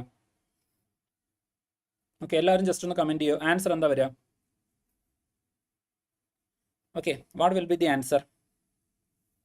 ഇതാ ഞാൻ പറഞ്ഞത്, previous year ക്വസ്റ്റ്യനിൽ ഇങ്ങനെ നിങ്ങളെ കൺഫ്യൂസ് ആക്കാൻ വേണ്ടിയിട്ട് ഡിഫറൻറ്റ് രൂപത്തിലേക്ക് RBIയുടെ lender of the last resort എന്ന് പറയുന്ന കൺസെപ്റ്റ് യൂസ് ചെയ്യാറുണ്ട്. Okay, yes, exactly. ഇവിടെ ആൻസർ എന്താ വരുന്നത്? ആദ്യത്തേത് ഞാൻ ഓൾറെഡി പറഞ്ഞു, അവർ ചിലപ്പം ഇൻഡസ്ട്രി ബോഡി എന്നോ MSME എന്നോ അങ്ങനെ ഒക്കെ തിരിച്ചു മറിച്ചൊക്കെ തരും. പക്ഷേ RBI അവർക്ക് പണം കൊടുക്കുന്നില്ല. ഒന്നാമത്തെ സ്റ്റേറ്റ്മെന്റ് തെറ്റാണ്. RBI ഇൻഡസ്ട്രി ബോഡീസിനോ MSME സെക്ടേഴ്സിനോ പ്രൈവറ്റ് ആയിട്ടുള്ള ആൾക്കാർക്കോ ഇൻഡിവിജ്വൽസിനോ ഒന്നും നേരിട്ട് പണം കൊടുക്കുന്നില്ല. അപ്പോൾ അതുകൊണ്ട് തന്നെ അതൊരു ലെൻഡർ ഓഫ് ലാസ്റ്റ് റിസോർട്ട് അല്ല, അത് തെറ്റാണ്. അടുത്തത്, മൂന്നാമത്തത് ഞാൻ ഓൾറെഡി പറഞ്ഞു, RBI ഗവൺമെന്റിന് പണം കൊടുക്കുന്നുണ്ട്, കടം കൊടുക്കുന്നുണ്ട്, പക്ഷേ ഒരു lender of the last resort ആയിട്ടല്ല എന്ന് പറഞ്ഞിട്ടുണ്ടായിരുന്നു. അതുകൊണ്ട് അതും തെറ്റാണ്. രണ്ടാമത്തെ സ്റ്റേറ്റ്മെന്റ് മാത്രമാണ് ശരി. So the answer is B. Okay, ഇത് പ്രീവിയസ് ഇയർ ക്വസ്റ്റ്യൻ ആണ്, PYQ ആണ്. ഞാൻ അതേപോലെ തന്നെ എടുത്ത് ഇങ്ങോട്ടേക്ക് വെച്ചതാണ്. അപ്പോൾ ആ രൂപത്തിൽ ചോദ്യം വരുന്നുണ്ട്. അതുകൊണ്ടാണ് ഞാൻ ആ കൺസെപ്റ്റുകളൊക്കെ എന്ത് ചെയ്തത് അങ്ങനെ തന്നെ പറഞ്ഞു പോകുന്നത്. അപ്പോൾ RBIയുടെ ഓരോ ഫംഗ്ഷൻസുമായിട്ട് ബന്ധപ്പെട്ട് ഒരുപാട് ചോദ്യങ്ങൾ വരുന്നുണ്ട്. അടുത്തത്, ഓക്കെ, അടുത്ത് നമ്മൾ പറയാൻ വേണ്ടിയിട്ട് പോകുന്നത് RBI as A controller of the credit ആണ്. നമ്മുടെ എക്കണോമിയിൽ വരുന്ന ക്രെഡിറ്റ് എന്ന് പറയുന്ന സമയത്ത് നിങ്ങൾക്കറിയാം, ബാങ്കിന്റെ ഏറ്റവും പ്രധാനപ്പെട്ട ധർമ്മം എന്ന് പറയുന്നത് ക്രെഡിറ്റ് ക്രിയേഷൻ ആണ്. ഓക്കെ, ക്രെഡിറ്റ് ക്രിയേഷൻ ആണ് ബാങ്കുകളുടെ ഏറ്റവും പ്രധാനപ്പെട്ട ഒരു ധർമ്മം എന്ന് പറയുന്നത്. അപ്പോൾ ആ ക്രെഡിറ്റ് ക്രിയേഷൻ കൺട്രോൾ ചെയ്യുന്നതും മാനേജ് ചെയ്യുന്നതും RBI ആണ്. ഓക്കെ, അത് വിവിധ രൂപത്തിൽ ചെയ്യുന്നുണ്ട്. ഞാൻ ജസ്റ്റ് ഒന്ന് പറയാം. ഓക്കെ, ജസ്റ്റ് ഒന്ന് പറയാം, നിങ്ങൾ അതിൻ്റെ കൂടെ തന്നെ അതൊന്ന് ഫോളോ ചെയ്ത് പോരാ. അപ്പോൾ നിങ്ങൾ നോക്കുക, എത്ര എമൗണ്ട് ഒരു ബാങ്കിന് ക്രെഡിറ്റ് അല്ലെങ്കിൽ എത്ര എമൗണ്ട് വരെ ബാങ്കിന് കടമായിട്ട് കൊടുക്കാൻ പറ്റും എന്നുള്ളത് RBIക്ക് കൺട്രോൾ ചെയ്യാൻ വേണ്ടിയിട്ട് പറ്റും. എങ്ങനെയാണ്? ജസ്റ്റ് ഒന്ന് പറയാൻ പറ്റുമോ? എത്ര എമൗണ്ട്, എത്ര പണം ഒരു ബാങ്കിന് ലെൻഡ് ചെയ്യാൻ വേണ്ടിയിട്ട് പറ്റും അല്ലെങ്കിൽ കടം കൊടുക്കാൻ വേണ്ടിയിട്ട് പറ്റും എന്നുള്ളത് RBIക്ക് തീരുമാനിക്കാൻ പറ്റും. എങ്ങനെയാണ്? ജസ്റ്റ് ഒന്ന് പറയാൻ പറ്റുമോ? എങ്ങനെയാണ് RBIക്ക് ഒരു ബാങ്കിന് മാക്സിമം എത്ര എമൗണ്ട് വരെ ലെൻഡ് ചെയ്യാൻ വേണ്ടിയിട്ട് പറ്റും എന്നുള്ളത്? Yes, exactly. ഓക്കെ, CRR അല്ലെങ്കിൽ SLR ചേഞ്ച് ചെയ്തിട്ട്, CRR ഓർ SLR ചേഞ്ച് ചെയ്തുകൊണ്ട് എത്ര എമൗണ്ട്, യെസ്, ഓക്കെ, അത് വെച്ചുകൊണ്ട് എന്ത് ചെയ്യാൻ വേണ്ടിയിട്ട് പറ്റും? RBIക്ക് തീരുമാനിക്കാൻ പറ്റും. ഇപ്പം ഇതിൻ്റെ എമൗണ്ട് കൂട്ടിക്കഴിഞ്ഞാൽ ഇപ്പോൾ 100 രൂപ കിട്ടുന്നതിൽ CLR ആൻഡ് SLR 30 രൂപയായിട്ട് വെക്കണം എന്ന് പറഞ്ഞു കഴിഞ്ഞാൽ പിന്നെ 70 രൂപ മാത്രമേ മാക്സിമം ബാങ്കുകൾക്ക് ലെൻഡ് ചെയ്യാൻ പറ്റൂ. എന്നാൽ അതേസമയം ഇത് കുറച്ച് 20 രൂപയാക്കി കഴിഞ്ഞാൽ 80 രൂപ വരെ അവർക്ക് എന്ത് ചെയ്യാം? ലെൻഡ് ചെയ്യാം, കടമായിട്ട് കൊടുക്കാം. അപ്പോൾ ഒന്നാമത്തത് ക്വാണ്ടിറ്റേറ്റീവ് ഇൻസ്ട്രുമെന്റ്സ് എന്ന് വെച്ച് കഴിഞ്ഞാൽ കൃത്യമായിട്ട് എത്ര എമൗണ്ട് കൊടുക്കണം എന്നുള്ളതിൽ കൃത്യമായിട്ട് ഇടപെടാണ്. ഇവിടെ എന്ത് ചെയ്യുന്നുണ്ട്? എമൗണ്ട് തന്നെയാണ് നമ്മൾ കൺട്രോൾ ചെയ്യുന്നത്. ഓക്കെ, എമൗണ്ട് ആണ് കൺട്രോൾ ചെയ്യുന്നത്. ഇപ്പോൾ 70 രൂപ ഇവിടെ കൊടുക്കാൻ പറ്റൂ, ഇവിടെ 80 രൂപ വരെ കൊടുക്കാം. അപ്പം അങ്ങനെ ക്വാണ്ടിറ്റിയിൽ നമ്മൾ മാറ്റം വരുത്തുന്ന മെഷേഴ്സിനെ നമ്മൾ പറയുന്നതാണ് ക്വാണ്ടിറ്റേറ്റീവ് ഇൻസ്ട്രുമെന്റ്സ് അല്ലെങ്കിൽ ക്വാണ്ടിറ്റേറ്റീവ് ടൂൾസ് എന്ന് പറയുന്നത്. അപ്പം അങ്ങനെ RBI ക്രെഡിറ്റ് കൺട്രോൾ ചെയ്യുന്ന ഏറ്റവും പ്രധാനപ്പെട്ട ഒരു മെഷറാണ് CRR അതുപോലെ തന്നെ SLR എന്ന് പറയുന്നത്. അതൊരു ക്വാണ്ടിറ്റേറ്റീവ് ഇൻസ്ട്രുമെന്റ് ആണ്. എത്ര എമൗണ്ട് ഒരു ബാങ്കിന് കൊടുക്കാൻ പറ്റും എന്നുള്ളത് കൃത്യമായിട്ട് RBIക്ക് അതിലൂടെ റെഗുലേറ്റ് ചെയ്യാൻ പറ്റും. ഒന്നാമത്തത്. ഇനി അടുത്തതാണ് repo rate, reverse repo rate. അത് ഞാൻ എന്ത് ചെയ്യാം? അടുത്ത സ്ലൈഡിൽ എക്സ്പ്ലെയിൻ ചെയ്യാം. തൽക്കാലം അത് അവിടെ നിൽക്കട്ടെ. അടുത്തത് ഓപ്പൺ മാർക്കറ്റ് ഓപ്പറേഷൻസ്. ഈ ഓപ്പൺ മാർക്കറ്റ് ഓപ്പറേഷൻസ് എന്ന് പറയുന്നത് സത്യം പറഞ്ഞു കഴിഞ്ഞാൽ ഈ പറയുന്ന റിപ്പോ റേറ്റും റിവേഴ്സ് റിപ്പോയുമായിട്ട് കണക്ട് ചെയ്തുകൊണ്ട് വരുന്നതാണ്. ഓക്കെ, അപ്പോൾ ഇവിടെ ഒറ്റ കാര്യം മാത്രം ഓർത്ത് വെക്കുക, RBI നമ്മുടെ എക്കണോമിയിൽ അല്ലെങ്കിൽ ഒരു ബാങ്കിന് എത്ര രൂപ വരെ കടം കൊടുക്കാൻ വേണ്ടിയിട്ട് പറ്റും, അതുപോലെ എങ്ങനെ കടം കൊടുക്കാൻ വേണ്ടിയിട്ട് പറ്റും, ഈ രണ്ട് കാര്യങ്ങളും RBI തീരുമാനിക്കുന്നുണ്ട്. അതിൽ എത്ര രൂപ വരെ ആ ഒരു എമൗണ്ട് ബേസിൽ RBI കൺട്രോൾ ചെയ്യുന്നുണ്ടെങ്കിൽ അതിനെ നമ്മൾ ക്വാണ്ടിറ്റേറ്റീവ് ഇൻസ്ട്രുമെന്റ്സ് എന്ന് പറയും. എന്നാൽ അവർ എങ്ങനെ കൊടുക്കുന്നുണ്ട്, ഇപ്പോൾ ജസ്റ്റ് നിങ്ങൾ ആലോചിച്ച് നോക്കുക. ഇപ്പോൾ നമ്മുടെ ഇന്ത്യയിൽ ബാങ്കുകളുമായിട്ട് ബന്ധപ്പെട്ട് പല ഫ്രോഡുകളും വരാറുണ്ട്. വീണ്ടും ഞാൻ എന്ത് ചെയ്യാണ്, ലക്കി ഭാസ്കർ എന്ന് പറയുന്ന സിനിമ, ലക്കി ഭാസ്കർ എന്ന് പറയുന്ന സിനിമ, അവിടെ നിങ്ങൾ നോക്കുക, അവിടെ ബാങ്ക് എന്ത് ചെയ്യുന്നുണ്ട്, ഹർഷദ് മേത്തയ്ക്ക് കടം കൊടുക്കുന്നുണ്ട്. ഹർഷദ് മേത്തയ്ക്ക് ബാങ്ക് കടം കൊടുക്കുന്നുണ്ട്. കാരണം എന്താണ്, ബാങ്കും ഹർഷദ് മേത്തയും തമ്മിലുള്ള ആ ഒരു ബന്ധത്തിന്റെ പേരിൽ. കാരണം ബാങ്കിലുള്ള ആൾക്കാർക്ക് എന്ത് കിട്ടുന്നുണ്ട്, ഹർഷദ് മേത്ത കൈക്കൂലി കൊടുത്തുകൊണ്ട് അവരെ സ്വാധീനിക്കുന്നുണ്ട്. അതുകൊണ്ട് എന്ത് ചെയ്യുന്നുണ്ട്, ബാങ്ക് ഹർഷദ് മേത്തയ്ക്ക് പണം കടം കൊടുത്തു. അപ്പം അവിടെ എന്ത് ചെയ്യുന്നുണ്ട്, RBI ഇടപെട്ടിട്ട് പറയും, നിങ്ങൾ കൃത്യമായിട്ട് ബാക്ക്ഗ്രൗണ്ട് ചെക്ക് ചെയ്തുകൊണ്ട് കൃത്യമായിട്ട് ജെനുവിൻ ആയിട്ടുള്ള ആൾക്കാർക്ക് മാത്രമേ പണം കൊടുക്കാൻ വേണ്ടിയിട്ട് പാടുള്ളൂ എന്ന് RBI പറയും. RBI പറയാണ് ചെയ്യുന്നത്. കൊടുക്കുന്ന എമൗണ്ട് എത്രയായിരിക്കണം എന്ന് പറയല്ല ചെയ്യുന്നത്, കൊടുക്കുന്ന എമൗണ്ട് ആർക്ക് കൊടുക്കണം, ഹൂം വി ഷുഡ് ലെൻഡ്, ആർക്ക് കൊടുക്കണം എന്നുള്ളത്. അതുപോലെ തന്നെ എങ്ങനെ കൊടുക്കണം, ഹൗ. എങ്ങനെ നിങ്ങൾ എന്ത് ചെയ്യണം, എമൗണ്ട് കൊടുക്കണം. അതുപോലെ തന്നെ എങ്ങനെ നിങ്ങൾ എന്ത് ചെയ്യണം, ആ എമൗണ്ട് തിരിച്ചെടുക്കണം. അപ്പോൾ ഇങ്ങനെ ഒരു ഉപദേശ രൂപത്തിൽ കൊടുക്കുന്നതാണ് ക്വാളിറ്റേറ്റീവ് ഇൻസ്ട്രുമെന്റ് എന്ന് പറയുന്നത്. അതിന് വേണ്ടിയിട്ട് ചില സെക്ടേഴ്സൊക്കെ എന്ത് ചെയ്യും, RBI ഐഡന്റിഫൈ ചെയ്യും. അതായത് ഇന്ന സെക്ടേഴ്സിലേക്കൊക്കെ ആയിരിക്കണം നിങ്ങൾ പ്രധാനമായിട്ടും കൊടുക്കേണ്ടത് എന്ന് പറയും. നിർബന്ധിക്കല്ല ചെയ്യുക, പക്ഷേ ഈ സെക്ടേഴ്സിലേക്കൊക്കെ നിങ്ങൾ എന്ത് ചെയ്യണം, കൊടുക്കണം എന്നുള്ളത്. ഇപ്പോൾ ഫോർ എക്സാമ്പിൾ അഗ്രികൾച്ചർ ഉണ്ടായിരിക്കാം, MSME സെക്ടേഴ്സ് ഉണ്ടായിരിക്കാം, അല്ലെങ്കിൽ ഇൻഫ്രാസ്ട്രക്ചർ ഉണ്ടായിരിക്കാം. ആ സെക്ടേഴ്സിലേക്കൊക്കെ കൊടുക്കണം എന്ന് പറയും. പക്ഷെ അവിടെ എന്ത് പറയുന്നില്ല, എമൗണ്ട് എത്ര കൊടുക്കണം എന്ന് പറയുന്നില്ല, ക്വാണ്ടിറ്റി പറയുന്നില്ല, മറിച്ച് ക്വാളിറ്റിയാണ് പറയുന്നത്. അങ്ങനെ വരുന്നതാണ് എന്ത്, സെലക്റ്റീവ് ക്രെഡിറ്റ് കൺട്രോൾ വരുന്നുണ്ട്. എന്ന് വെച്ചാൽ ചില സെക്ടേഴ്സിലേക്ക് മാത്രമേ നിങ്ങൾ കൊടുക്കാൻ പറ്റൂ, ചില സെക്ടേഴ്സിലേക്ക് കൊടുക്കാൻ വേണ്ടിയിട്ട് പറ്റില്ല എന്നൊക്കെ പറഞ്ഞിട്ട് ലിമിറ്റ് ചെയ്യാണ് ചെയ്യുന്നത്. അവിടെ എമൗണ്ട് ചെയ്യുന്നില്ല, എങ്ങോട്ടേക്ക് പണം കൊടുക്കുന്നു, ആർക്ക് കൊടുക്കുന്നു എന്നുള്ളതാണ് RBI കൺട്രോൾ ചെയ്യുന്നത്. അതാണ് സെലക്റ്റീവ് ക്രെഡിറ്റ് കൺട്രോൾ എന്ന് പറയുന്നത്. സെലക്റ്റീവായിട്ട് ചില ആൾക്കാർക്ക് ചില സെക്ടേഴ്സിലേക്ക് മാത്രമേ നിങ്ങൾ കൊടുക്കാൻ വേണ്ടിയിട്ട് പറ്റൂ എന്ന് ഗവൺമെന്റ് പറയാണ്. അടുത്തത് മോറൽ സുസൈഷൻ എന്ന് വെച്ച് കഴിഞ്ഞാൽ തറോ ആയിട്ടുള്ള, ഇപ്പോൾ ഫോർ എക്സാമ്പിൾ RBI ബാങ്കുകളുടെ അടുത്ത് പറയാണ്, നിങ്ങൾ പണം കൊടുക്കുന്ന സമയത്ത് ആർക്കാണ് കൊടുക്കുന്നത് എന്നുള്ളത് കൃത്യമായിട്ട് വെരിഫൈ ചെയ്യണം, അവരുടെ ബാക്ക്ഗ്രൗണ്ട് നിങ്ങൾ ചെക്ക് ചെയ്യണം, കൃത്യമായിട്ട് തിരിച്ചടവ് കിട്ടും എന്ന് ഉറപ്പുള്ളവർക്കേ കൊടുക്കാൻ വേണ്ടിയിട്ട് പാടുള്ളൂ എന്നൊക്കെ ഒരു മോറൽ, ഒരു ധാർമ്മിക ഉപദേശം കൊടുക്കുകയാണെന്നുണ്ടെങ്കിൽ അതിനെ പറയുന്നതാണ് മോറൽ സുസൈഷൻ എന്ന് പറയുന്നത്. അടുത്തത് ക്രെഡിറ്റ് റാഷനിങ് വരുന്നുണ്ട്. ക്രെഡിറ്റ് റാഷനിങ് എന്ന് വെച്ച് കഴിഞ്ഞാൽ ഇപ്പോൾ ജസ്റ്റ് ആലോചിച്ച് നോക്കുക, ഒരു ബാങ്ക് A എന്ന് പറയുന്ന ബാങ്ക്, ആ ബാങ്കിൻ്റെ അടുത്ത് 100 കോടി രൂപ വരുന്നുണ്ട്. ആ 100 കോടി രൂപയും ബാങ്ക് ഒരാൾക്ക് കൊടുക്കാമെന്ന് വിചാരിക്കാം. ആ 100 കോടി രൂപയും ബാങ്ക് ഒരാൾക്ക് കൊടുക്കാമെന്ന് വിചാരിക്കാം. ഈ ഒരാൾ ഈ പറയുന്ന എമൗണ്ട് തിരിച്ചടച്ചിട്ടില്ല എന്നുണ്ടെങ്കിൽ സ്വാഭാവികമായിട്ടും ഈ ബാങ്ക് അപ്പം തന്നെ കൊളാപ്സ് ആവും. എന്നാൽ അതേസമയം ഈ A എന്ന് പറയുന്ന ബാങ്ക് ഈ 100 കോടി രൂപ 100 പേർക്കാണ് കൊടുക്കുന്നത്, 1 കോടി രൂപ വെച്ചിട്ട് 100 പേർക്കാണ് കൊടുക്കുന്നത് എന്നുണ്ടെങ്കിൽ അതിൽ ഒരാൾ തിരിച്ചടച്ചിട്ടില്ലെങ്കിൽ പോലും ബാങ്കിന് നഷ്ടം ഉണ്ടാവില്ല. നഷ്ടം ഉണ്ടാവില്ല. അതാണ് ഇവിടെ പറയുന്നത് ക്രെഡിറ്റ് റാഷനിങ് എന്ന് പറയുന്നത്. എന്ന് വെച്ച് കഴിഞ്ഞാൽ കൃത്യമായിട്ട് തിരിച്ചടവ് വരുന്ന സെക്ടേഴ്സിലേക്ക് ഡിവൈഡ് ചെയ്തുകൊണ്ട് പണം കൊടുക്കണം എന്ന് പറയുന്നത്. ദെൻ അടുത്തത് ക്രെഡിറ്റ് റാഷനിങ്. ഈ രണ്ട് കാര്യങ്ങൾ ജസ്റ്റ് ഒന്ന് എന്ത് ചെയ്യുക, ഓർത്ത് വയ്ക്കുക. ഇതിവിടെ റിപ്പീറ്റ് ആയിട്ട് വന്നതാണ്. അപ്പോൾ പ്രധാനമായിട്ടും ഈ പറയുന്ന ക്വാളിറ്റേറ്റീവ് മെഷേഴ്സിലേക്ക് വരുന്നത് സെലക്റ്റീവ് ആയിട്ടുള്ള ക്രെഡിറ്റ് കൺട്രോള്, മോറൽ സുസൈഷൻസ്, അതുപോലെ ക്രെഡിറ്റ് റേഷനിങ്. എന്ന് വെച്ചാൽ ലാർജ് എമൗണ്ട് ഒരാൾക്ക് മാത്രമായിട്ട് കൊടുക്കരുത്, അത് നിങ്ങൾ സ്പ്ലിറ്റ് ചെയ്തിട്ടൊക്കെ കൊടുക്കുക. അപ്പോൾ സ്പ്ലിറ്റ് ചെയ്ത് കൊടുക്കുന്ന സമയത്ത് ഒരു ബാങ്ക് കൊളാപ്സ് ആവാനുള്ള, തിരിച്ചടവിൽ നിന്ന് വരുന്ന ആ ഒരു റിസ്ക് കുറയ്ക്കാൻ വേണ്ടിയിട്ട് പറ്റും. അപ്പോൾ ഇത്തരം കാര്യങ്ങളൊക്കെ ചെയ്യാൻ വേണ്ടിയിട്ട് എത്ര എമൗണ്ടാന്നുള്ളത് കൺട്രോൾ ചെയ്യുന്നില്ല, അല്ലാത്ത മെഷേഴ്സ് മാത്രമാണ് ഇവിടെ എന്ത് ചെയ്യുന്നത്. അങ്ങനെ ചെയ്യുന്നതാണ് ക്വാളിറ്റേറ്റീവ് ഇൻസ്ട്രുമെന്റ് എന്ന് പറയുന്നത്. ഇവിടെ SLR കൊടുത്ത് നിങ്ങൾ നോക്കണ്ട. സോ ക്രെഡിറ്റ് റേഷനിങ് എന്നുള്ളത് മാത്രം ജസ്റ്റ് ഒന്ന് എന്ത് ചെയ്യുക, ഓർത്ത് വയ്ക്കുക. SLR ആൻഡ് CRR വരുന്നത് ഇവിടെയാണ്, CRR അതുപോലെ തന്നെ SLR വരുന്നത് ഇവിടെയാണ്. അത് ജസ്റ്റ് ഒന്ന് എന്ത് ചെയ്യുക, നോട്ട് ചെയ്ത് വെക്കാം. അപ്പോൾ ഇത്രയും കാര്യങ്ങൾ പറഞ്ഞത് ക്ലിയർ ആണോ, മനസ്സിലായിട്ടുണ്ടോ? ഇവിടെ ഞാൻ ക്വാളിറ്റേറ്റീവും അതുപോലെ തന്നെ ക്വാണ്ടിറ്റേറ്റീവും മാത്രമാണ് പറഞ്ഞത്. ക്വാളിറ്റേറ്റീവ് ഇത് T ആണ്, ക്വാളിറ്റേറ്റീവ് ഇൻസ്ട്രുമെന്റ്സും അതുപോലെ തന്നെ ക്വാണ്ടിറ്റേറ്റീവ് ഇൻസ്ട്രുമെന്റ്സുമാണ് നമ്മൾ എന്ത് ചെയ്തത് പറഞ്ഞത്. ഈ രണ്ട് കാര്യങ്ങൾ ക്ലിയർ ആണോ? ക്ലിയർ ആണെങ്കിൽ ജസ്റ്റ് ഒന്ന് പറയുക. ക്വാളിറ്റേറ്റീവ് മെഷേഴ്സും ക്വാണ്ടിറ്റേറ്റീവ് മെഷേഴ്സും RBI യൂസ് ചെയ്യുന്നത് എന്തിനു വേണ്ടിയിട്ടാണ്? നമ്മുടെ എക്കണോമിയിലുള്ള കടം, ബാങ്കുകൾ ആർക്ക് എങ്ങനെ കടം കൊടുക്കുന്നുണ്ട് എന്നത് കൺട്രോൾ ചെയ്യാൻ വേണ്ടിയിട്ടും തീരുമാനിക്കാനും വേണ്ടിയിട്ടാണ്. അത് ക്ലിയർ ആണെങ്കിൽ ജസ്റ്റ് ഒന്ന് പറയാം. ക്ലിയർ ആണ്. ഇനി നമ്മൾ എന്ത് ചെയ്യാണ്, RBIയുടെ ഇൻഫ്ലേഷൻ കൺട്രോൾ മെഷേഴ്സ് പഠിക്കാൻ വേണ്ടിയിട്ട് പോവാണ്. ഇൻഫ്ലേഷൻ മെഷേഴ്സ് അല്ലെങ്കിൽ ഇൻഫ്ലേഷൻ കൺട്രോളിംഗ് മെഷേഴ്സ് പഠിക്കാൻ വേണ്ടിയിട്ട് പോവാണ്. ഇവിടെ നമ്മൾ പ്രധാനമായിട്ട് 3 കൺസെപ്റ്റുകളാണ് നോക്കാൻ വേണ്ടിയിട്ട് പോകുന്നത്. ഒന്ന് റിപ്പോ ഓപ്പറേഷൻ, രണ്ടാമത്തത് റിവേഴ്സ് റിപ്പോ, മൂന്നാമത്തത് ബോണ്ട്. Bond market. ഈ പറയുന്ന 3 കൺസെപ്റ്റുകളാണ് പ്രധാനമായിട്ട് നമ്മൾ എന്ത് ചെയ്യുന്നത്, പഠിക്കാൻ വേണ്ടിയിട്ട് പോകുന്നത്. പ്രധാനമായിട്ട് നമ്മൾ പഠിക്കാൻ പോകുന്നത്. അതിൽ ആദ്യം ഞാൻ റിപ്പോ ഓപ്പറേഷൻസ് ആണ് പറയുന്നത്. ഓക്കെ, അപ്പോൾ റിപ്പോ ഓപ്പറേഷൻസ് എന്ന് പറയുന്നത് എങ്ങനെയാണ് ഫംഗ്ഷൻ ചെയ്യുന്നത് എന്നുള്ളത് നോക്കുക. അതായത് ബാങ്കുകൾക്ക്, കൊമേഴ്ഷ്യൽ ബാങ്കുകൾക്ക് ചില സമയത്ത് പണം ആവശ്യമായിട്ട് വരും. ഓക്കെ, കൊമേഴ്ഷ്യൽ ബാങ്കുകൾക്ക് പണം ആവശ്യമായിട്ട് വരുന്ന സിറ്റുവേഷൻസ് ഉണ്ടായിരിക്കും.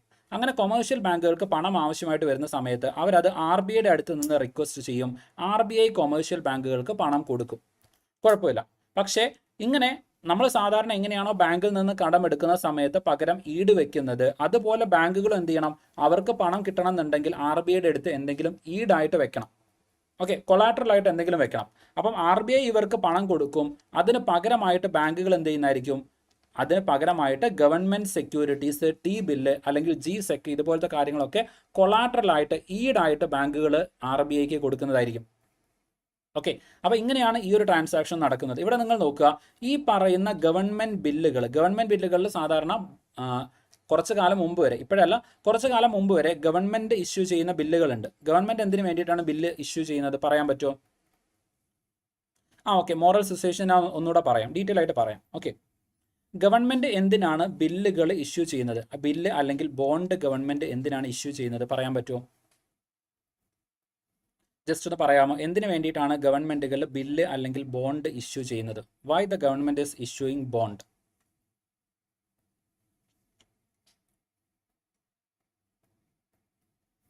എന്തിനാണ്, ജസ്റ്റ് പറയാൻ പറ്റുമോ?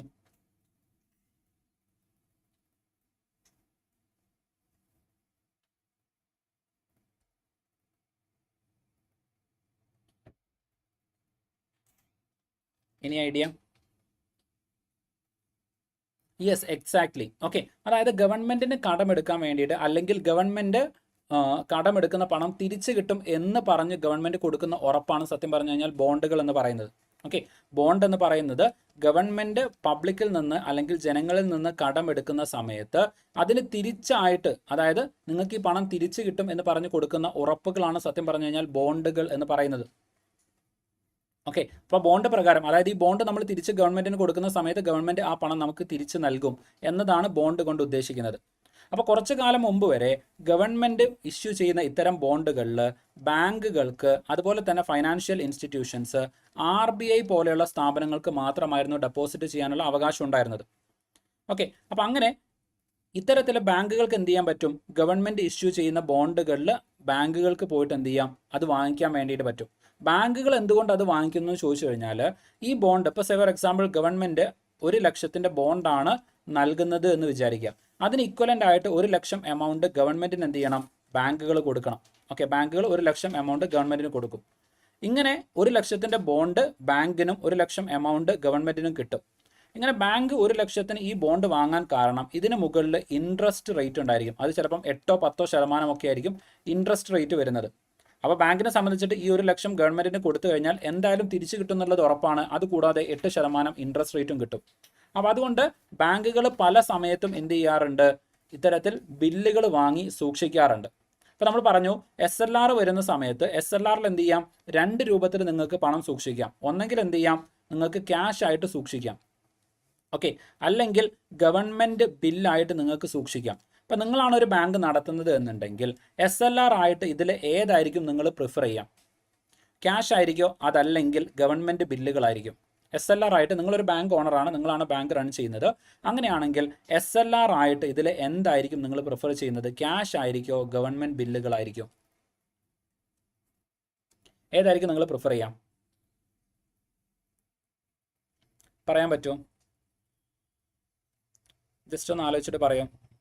Yes, okay Srividya. ബാക്കിയുള്ളവർ എന്താ പ്രിഫർ ചെയ്യാം? Yes, exactly. ഓക്കെ, കാരണം എന്താണ്, ഇവിടെ നിങ്ങൾ ആലോചിച്ച് നോക്കുക, നിങ്ങളുടെ അടുത്ത് 1 ലക്ഷം രൂപ ഉണ്ടെങ്കിൽ അത് നിങ്ങൾ SLR ആയിട്ട്, ഓക്കെ യെസ്, ലിക്വിഡിറ്റി, ഓക്കെ, അത് നല്ലൊരു ഓപ്ഷനാണ്. പക്ഷേ ഇവിടെ ബാങ്കുകളെ സംബന്ധിച്ചിട്ട് പ്രോഫിറ്റ്, പണം വെറുതെ കിടക്കുന്നത് കൊണ്ട് അവർക്കൊന്നും തിരിച്ചു കിട്ടില്ല. അപ്പോൾ ബാങ്കുകളെ സംബന്ധിച്ചിട്ട് ആ പണത്തിൽ നിന്ന് എന്തെങ്കിലും ഒന്ന് കിട്ടണം. അപ്പോൾ അതുകൊണ്ട് ഇവിടെ നോക്കുക, 1 ലക്ഷം രൂപ ബാങ്കിൻ്റെ കയ്യിലുണ്ടെങ്കിൽ ബാങ്കുകൾ അത് ക്യാഷ് ആയിട്ട് വെക്കുകയാണെങ്കിൽ 1 ലക്ഷം രൂപ ഒരു വർഷം അവർ വെച്ച് കഴിഞ്ഞാൽ അതിൽ പ്രത്യേകിച്ച് റിട്ടേൺ ഒന്നും വരുന്നില്ല. എന്നാൽ ഈ 1 ലക്ഷം രൂപ കൊണ്ടുപോയിട്ട് ഗവൺമെൻറ് ബില്ലിൽ നിക്ഷേപിക്കുകയും ആ ഗവൺമെൻറ് ബില്ലുകൾ SLR ആയിട്ട് സൂക്ഷിക്കുകയും ചെയ്യുകയാണെന്നുണ്ടെങ്കിൽ 1 വർഷം കഴിഞ്ഞ് ഈ 1 ലക്ഷം രൂപയുടെ ബോണ്ട് തിരിച്ചു കൊടുക്കുമ്പം ഇവർക്ക് എന്ത് കിട്ടുന്നതായിരിക്കും? 1 ലക്ഷം രൂപയും കിട്ടും, അതിൻ്റെ കൂടെ ഒരു 8,000 രൂപയും കൂടെ കിട്ടും. കാരണം എന്താണ്? 8% ഇൻട്രസ്റ്റ് റേറ്റ് ഉണ്ട്. അപ്പോൾ ബാങ്കുകൾ കൂടുതൽ പ്രിഫർ ചെയ്യുക എന്താണ്, ഗവൺമെന്റ് ബില്ലുകൾ എടുത്തിട്ട് SLR ആയിട്ട് വെക്കാൻ വേണ്ടിയിട്ടായിരിക്കും. ഓക്കെ, SLR ആയിട്ട് വെക്കാനായിരിക്കും. അപ്പോൾ അതുകൊണ്ട് തന്നെ ബാങ്കുകളുടെ അടുത്ത് ഇത്തരത്തിലുള്ള ബില്ലുകൾ, ഗവൺമെന്റിന്റെ ബില്ലുകൾ നമ്മൾ സാധാരണ പറയുന്നതാണ് ജി സെക്യൂരിറ്റി എന്ന് പറയുന്നത്. ഗവൺമെന്റ് ഇഷ്യൂ ചെയ്യുന്ന സെക്യൂരിറ്റി, അതാണ് ബോണ്ട്. സെക്യൂരിറ്റി എന്ന് പറയുന്നത് എന്താണ്, ഗവൺമെന്റ് കടമായിട്ട് വാങ്ങുന്ന പണം തിരിച്ചു നൽകും എന്ന സെക്യൂരിറ്റി, അതാണ് ബോണ്ട്. അപ്പോൾ അതിന് നമ്മൾ പറയുന്ന പേരാണ് ജി സെക് അല്ലെങ്കിൽ ഗവൺമെന്റ് സെക്യൂരിറ്റി എന്ന് പറയുന്നത്. അപ്പോൾ എപ്പോഴെങ്കിലും ക്വസ്റ്റ്യൻ പേപ്പറിൽ ജി സെക് എന്ന് കണ്ടു കഴിഞ്ഞാൽ അത് ഗവൺമെന്റ് സെക്യൂരിറ്റി ആണ് എന്നുള്ളത് ഓർത്ത് വെക്കണം. അപ്പോൾ ബാങ്കുകളുടെ അടുത്ത് എന്തായാലും ഗവൺമെന്റ് സെക്യൂരിറ്റീസ് ഉണ്ടായിരിക്കും. അപ്പോൾ ഇവർക്ക് പണം ആവശ്യമുള്ള സമയത്ത് എന്ത് തരും, ഇവർ ഈ ഗവൺമെന്റ് സെക്യൂരിറ്റി RBIക്ക് കൊടുത്തിട്ട് പകരം ക്യാഷ് വാങ്ങും. ഓക്കെ, ക്യാഷ് വാങ്ങും. അപ്പോൾ ഇത്തരത്തിൽ RBIയുടെ അടുത്ത് നിന്ന് ബാങ്കുകൾ എന്ത് ചെയ്യാണ്, പണം വാങ്ങിക്കുന്നതിനാണ് നമ്മൾ എന്തെന്ന് പറയുന്നത്, റിപ്പോ ഓപ്പറേഷൻസ് എന്ന് പറയുന്നത്. ഇതൊരു റീപർച്ചേസ് ആണ്. എന്താണ് റീപർച്ചേസ് ചെയ്യുന്നത്, ഗവൺമെന്റ് ഇഷ്യൂ ചെയ്ത സെക്യൂരിറ്റീസ് RBI റീപർച്ചേസ് ചെയ്യാണ്. അതെ, ഓക്കെ. റേറ്റ് ഓരോന്നിലും ട്രെൻഡ് അനുസരിച്ചിട്ട് എന്ത് ചെയ്യാറുണ്ട്, മാറാറുണ്ട്. ഇറ്റ് ഡിപ്പെൻസ് അപ്പോൺ, നമുക്ക് എന്താണ് വേണ്ടത് എന്നതിനനുസരിച്ചിട്ട് എന്ത് ചെയ്യാറുണ്ട്, മാറാറുണ്ട്. ഇപ്പോൾ ഫോർ എക്സാമ്പിൾ ഇൻഫ്ലേഷൻ കൂട്ടണോ കുറയ്ക്കണോ, അതല്ലെങ്കിൽ ഇപ്പോൾ ഫോർ എക്സാമ്പിൾ നമ്മുടെ എക്സ്പോർട്ട് ഇമ്പോർട്ട് അതിൽ എന്തെങ്കിലും മാറ്റം വരുത്തണം, ഇങ്ങനെയുള്ള ഒരുപാട് കണ്ടീഷൻസ് ബേസ് ചെയ്തുകൊണ്ട് റിപ്പോ റിവേഴ്സ് റിപ്പോ ഓപ്പറേഷൻസ് ഒക്കെ മാറാറുണ്ട്. Okay, yes. അപ്പോൾ അതിൽ ആദ്യം നമ്മൾ പറയാൻ വേണ്ടിയിട്ട് പോകുന്നത് ഗവൺമെന്റ് സെക്യൂരിറ്റീസിന്റെ ഫ്ലോ ആണ്. അപ്പോൾ ആദ്യത്തെ ഫസ്റ്റ് കണ്ടീഷൻ എന്ന് പറയുന്നത് റീപർച്ചേസ് ആണ്. റീപർച്ചേസ് ഓഫ് എന്താന്നുള്ളത് ഓർത്ത് വെക്കണം. റിപ്പോ എന്ന് പറയുമ്പോൾ repurchase of the government security ആണ്, ഓഫ് ഗവൺമെന്റ് സെക്യൂരിറ്റി. ആരാണ് തിരിച്ചു വാങ്ങുന്നത്, RBI ആണ് തിരിച്ചു വാങ്ങുന്നത്. അപ്പം RBIയിലേക്ക് എന്ത് വരികയാണ്, ഗവൺമെന്റ് സെക്യൂരിറ്റീസ് വരികയാണ്. RBIയിലേക്ക് ഗവൺമെന്റ് സെക്യൂരിറ്റി വരുന്ന സമയത്ത് തിരിച്ച് മണി എന്ത് ചെയ്യും, ബാങ്കുകളുടെ അടുത്തേക്ക് പോകും. അല്ല, അതാ ഞാൻ പറഞ്ഞത്, ഈ ഗവൺമെന്റ് സെക്യൂരിറ്റീസ് കുറച്ച് കാലം മുമ്പ് വരെ ഗവൺമെന്റ് സെക്യൂരിറ്റീസ് RBI അതുപോലെ തന്നെ ബാങ്കുകൾ ഇത്തരത്തിലുള്ള ഫൈനാൻഷ്യൽ ഇൻസ്റ്റിറ്റ്യൂഷൻസിന് മാത്രമായിരുന്നു പർച്ചേസ് ചെയ്യാൻ വേണ്ടിയിട്ട് പറ്റുന്നത്. എന്നാൽ ഇപ്പം എനിക്കോ നിങ്ങൾക്കോ ഒക്കെ വേണമെങ്കിൽ ഗവൺമെന്റ് സെക്യൂരിറ്റീസ് പർച്ചേസ് ചെയ്യാൻ വേണ്ടിയിട്ട് സാധിക്കും. അതിന് കുബേർ എന്ന് പറയുന്ന ഒരു മൊബൈൽ ആപ്ലിക്കേഷൻസ് എന്ത് ചെയ്തിട്ടുണ്ട്, ഗവൺമെന്റ് അവതരിപ്പിച്ചിട്ടുണ്ട്. അതിലൂടെ ഇപ്പോഴത്തെ സാഹചര്യത്തിൽ ഇൻഡിവിജ്വൽസിന് വേണമെങ്കിലും എന്ത് ചെയ്യാം, ഗവൺമെന്റ് സെക്യൂരിറ്റീസിൽ നിക്ഷേപിക്കാൻ വേണ്ടിയിട്ട് പറ്റും. റീസെൻ്റ്ലി വന്ന മാറ്റമാണത്. Okay, yes. അപ്പോൾ ഇവിടെ ശ്രദ്ധിക്കുക, റീപർച്ചേസ് എന്ന് പറയുന്നത് ഗവൺമെന്റ് സെക്യൂരിറ്റീസ് RBI വാങ്ങിക്കുകയാണ്. അപ്പം സ്വാഭാവികമായിട്ടും ക്യാഷിന്റെ ഫ്ലോ കൊമേഴ്ഷ്യൽ ബാങ്കിലേക്കായിരിക്കും. അപ്പോൾ നിങ്ങൾ നോക്കുക, കൊമേഴ്ഷ്യൽ ബാങ്കിന്റെ അടുത്ത് കൂടുതൽ പണം എത്തി. ഓക്കെ, കൊമേഴ്ഷ്യൽ ബാങ്കിന്റെ അടുത്ത് കൂടുതൽ പണം എത്തി. സ്വാഭാവികമായിട്ടും ബാങ്കിന്റെ അടുത്ത് കൂടുതൽ പണം എത്തി എന്ന് പറഞ്ഞു കഴിഞ്ഞാൽ അതിനർത്ഥം എന്താണ്, ബാങ്ക് കൂടുതൽ പണം കടമായിട്ട് കൊടുക്കും. ബാങ്കിന്റെ ലെൻഡിങ് കപ്പാസിറ്റി കൂടും. ബാങ്ക് കൂടുതൽ പണം കടമായിട്ട് കൊടുക്കുന്ന സമയത്ത് സ്വാഭാവികമായിട്ടും മാർക്കറ്റിൽ എന്തായിരിക്കും, മാർക്കറ്റിൽ പണത്തിന്റെ ലഭ്യത കൂടുതലായിരിക്കും. പണത്തിന്റെ ലഭ്യത കൂടുതലാണ് എന്ന് പറഞ്ഞു കഴിഞ്ഞാൽ ഡിമാൻഡ് കൂടും. ഡിമാൻഡ് കൂടി എന്ന് പറഞ്ഞു കഴിഞ്ഞാൽ സ്വാഭാവികമായിട്ടും ഇൻഫ്ലേഷൻ ഉണ്ടാകും. അപ്പോൾ ഇൻഫ്ലേഷൻ ഉണ്ടാക്കണമെന്നുണ്ടെങ്കിൽ റിപ്പോ ഓപ്പറേഷൻസ് ആണ് എന്ത് ചെയ്യുന്നത്, RBI ചെയ്യാം. ഓക്കെ, റിപ്പോ ഓപ്പറേഷൻ ആണ് ചെയ്യുക. ഇനി ഈ ഓപ്പറേഷൻ ചെയ്യുന്ന സമയത്ത് എങ്ങനെയാണ് ചെയ്യുക, ഇൻട്രസ്റ്റ് റേറ്റിന്റെ ബേസിലാണ്. ഓക്കെ, ഇൻട്രസ്റ്റ് റേറ്റിന്റെ ബേസിലാണ്. ഇപ്പോൾ ഇവിടെ നിങ്ങൾ നോക്കുക, ഇങ്ങനെ ക്യാഷ് കൊടുക്കുന്ന സമയത്ത് ഓക്കെ, എപ്പോഴാണ് ബാങ്ക് എന്ത് ചെയ്യുക, ക്യാഷ് വാങ്ങിക്കാൻ വേണ്ടിയിട്ട് ശ്രമിക്കുക, കൊമേഴ്ഷ്യൽ ബാങ്കുകൾ എപ്പോഴായിരിക്കും RBIയുടെ അടുത്ത് നിന്ന് ക്യാഷ് വാങ്ങിക്കാൻ വേണ്ടിയിട്ട് ശ്രമിക്കുക എന്നുള്ളത് ജസ്റ്റ് ആലോചിച്ച് നോക്കുക. കാരണം എന്താണ്, കുറഞ്ഞ ഇൻട്രസ്റ്റിൽ കിട്ടണം. ഓക്കെ, കുറഞ്ഞ ഇൻട്രസ്റ്റ് റേറ്റ് എന്ന് വെച്ച് കഴിഞ്ഞാൽ ഇവിടുത്തെ ഇൻട്രസ്റ്റ് റേറ്റ് കുറഞ്ഞു കഴിഞ്ഞാൽ RBIയുടെ അടുത്ത് നിന്ന് ക്യാഷ് എന്ത് ചെയ്യും, കൊമേഴ്ഷ്യൽ ബാങ്കുകൾ വാങ്ങിക്കും. എന്നിട്ട് എന്ത് ചെയ്യും, ജനങ്ങൾക്ക് കൂടിയ ഇൻട്രസ്റ്റിൽ എന്ത് ചെയ്യും, വിൽക്കും. ഇവിടെ കൂടിയ ഇൻട്രസ്റ്റിൽ ജനങ്ങൾക്ക് കൊടുക്കും. അപ്പം RBI എന്ത് ചെയ്യാണ്, റിപ്പോ റേറ്റ് കുറയ്ക്കുകയാണ് എന്നുണ്ടെങ്കിൽ, റിപ്പോ റേറ്റ് എന്ന് വെച്ച് കഴിഞ്ഞാൽ RBI ബാങ്കുകൾക്ക് പണം കടം കൊടുക്കുന്ന ഇൻട്രസ്റ്റ് റേറ്റ്, അതിനെയാണ് നമ്മൾ റിപ്പോ റേറ്റ് എന്ന് പറയുന്നത്. അപ്പം RBI ഈ റിപ്പോ റേറ്റ് അല്ലെങ്കിൽ ഈ ഇൻട്രസ്റ്റ് റേറ്റ് കുറയ്ക്കുകയാണ് എന്നുണ്ടെങ്കിൽ ബാങ്കുകൾ കൂടുതൽ പണം കടമായിട്ട് എടുക്കും. അപ്പോൾ നിങ്ങൾ തന്നെ ആലോചിച്ച് നോക്കുക. ഓക്കെ, നേരത്തെ നമ്മൾ പറഞ്ഞിട്ടുണ്ടായിരുന്നു, 0 ഇൻട്രസ്റ്റ് റേറ്റിൽ പണം കടം കിട്ടുന്നുണ്ടെങ്കിൽ ഞാനും വാങ്ങിക്കും. കാരണം എന്താണ്, അത് വെച്ചുകൊണ്ട് ഇപ്പോൾ 0 ഇൻട്രസ്റ്റ് റേറ്റിൽ ഞാൻ കുറച്ച് പണം കടം വാങ്ങിച്ചു, എന്നിട്ട് എനിക്ക് വേണമെങ്കിൽ അത് ഗോൾഡിൽ ഡെപ്പോസിറ്റ് ചെയ്യാം. ഗോൾഡിന് വില കൂടുമ്പോൾ തിരിച്ച് കൊടുത്തിട്ട് എന്ത് ചെയ്യാം, ആ പണം ബാങ്കിന് തിരിച്ചു കൊടുക്കാം. കാരണം ഇൻട്രസ്റ്റ് ഒന്നുമില്ല. അപ്പോൾ അങ്ങനെ ആവുന്ന സമയത്ത് എന്തായിരിക്കും, ഇൻട്രസ്റ്റ് കുറയുന്ന സമയത്ത് നമ്മൾ കടം എടുക്കുന്നത് കൂടും. ഓക്കെ, ഇൻട്രസ്റ്റ് കുറയും. അപ്പോൾ റിപ്പോ റേറ്റ് കുറഞ്ഞു കഴിഞ്ഞാൽ റിപ്പോ റേറ്റ് കുറഞ്ഞു കഴിഞ്ഞാൽ സ്വാഭാവികമായിട്ടും എന്തായിരിക്കും, ഈ പറയുന്ന ബാങ്കുകൾ കൂടുതൽ പണം കടമായിട്ട് എടുക്കുന്നതായിരിക്കും. ഓക്കെ, അതുകൂടെ ജസ്റ്റ് ഒന്ന് എന്ത് ചെയ്യുക, ഓർത്ത് വയ്ക്കുക. ഓക്കെ, സോ ഇത്രയും കാര്യങ്ങൾ ഇവിടെ ജസ്റ്റ് ഒന്ന് ഓർത്ത് വയ്ക്കുക. ഇനി നമ്മൾ എന്ത് ചെയ്യാണ്, റിവേഴ്സ് റിപ്പോയിലേക്ക് വരികയാണ്.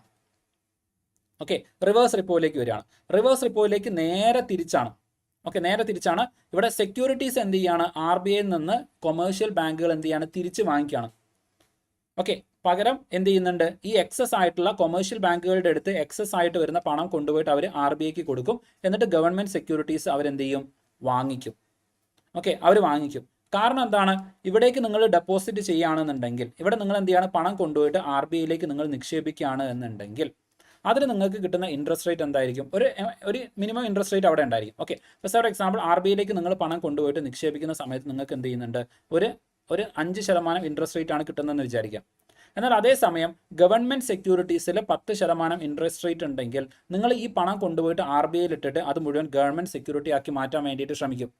കാരണം എന്താണ്, 1 ലക്ഷം രൂപ RBIയിൽ കൊണ്ടുപോയി ഇട്ടിട്ട് 1 ലക്ഷം രൂപയുടെ ബോണ്ട് വാങ്ങിച്ചു കഴിഞ്ഞാൽ 1 വർഷം കഴിഞ്ഞ് കഴിഞ്ഞാൽ 5% ഇൻട്രസ്റ്റ് റേറ്റ് അല്ലെങ്കിൽ 5% എമൗണ്ട് 5000 രൂപ നിങ്ങൾക്ക് കൂടുതൽ കിട്ടും. അപ്പോൾ അതുകൊണ്ട് നിങ്ങൾ എന്ത് ചെയ്യും, ഗവൺമെന്റ് സെക്യൂരിറ്റീസ് ആയിട്ട് അത് കൺവേർട്ട് ചെയ്യാൻ വേണ്ടിയിട്ട് ശ്രമിക്കും. ഇനി വീണ്ടും നിങ്ങൾ ആലോചിച്ച് നോക്കുക, ഈ 5% എന്നുള്ളത് ഞാൻ വീണ്ടും കുറച്ചു. ഓക്കെ, 5% എന്നുള്ളത് ഞാൻ വീണ്ടും കുറച്ചു, അത് ഞാൻ 2% ആക്കി. ഓക്കെ, 2% ആക്കി. അപ്പം നിങ്ങൾ എന്തായാലും എന്ത് ചെയ്യും, ഈ 2% മണി കൊണ്ടുപോയിട്ട് അവിടെ കൊടുത്തിട്ട് എന്ത് ചെയ്യും, അതിൻ്റെ ഗവൺമെന്റ് സെക്യൂരിറ്റി വാങ്ങും. കാരണം എന്താണ്, ഇപ്പം ഈ 5% എന്നുള്ളത് 8% നിങ്ങൾക്ക് എന്ത് ചെയ്യുന്നുണ്ട്, ഒരു ക്യുമുലേറ്റീവ് ഇൻട്രസ്റ്റ് നിങ്ങൾക്ക് കിട്ടുന്നുണ്ട്. കാരണം അവിടെ കൊണ്ടുപോയിട്ട് നമ്മൾ എന്ത് ചെയ്യുന്നുണ്ട്, പണം കൊടുക്കുന്നുണ്ട്.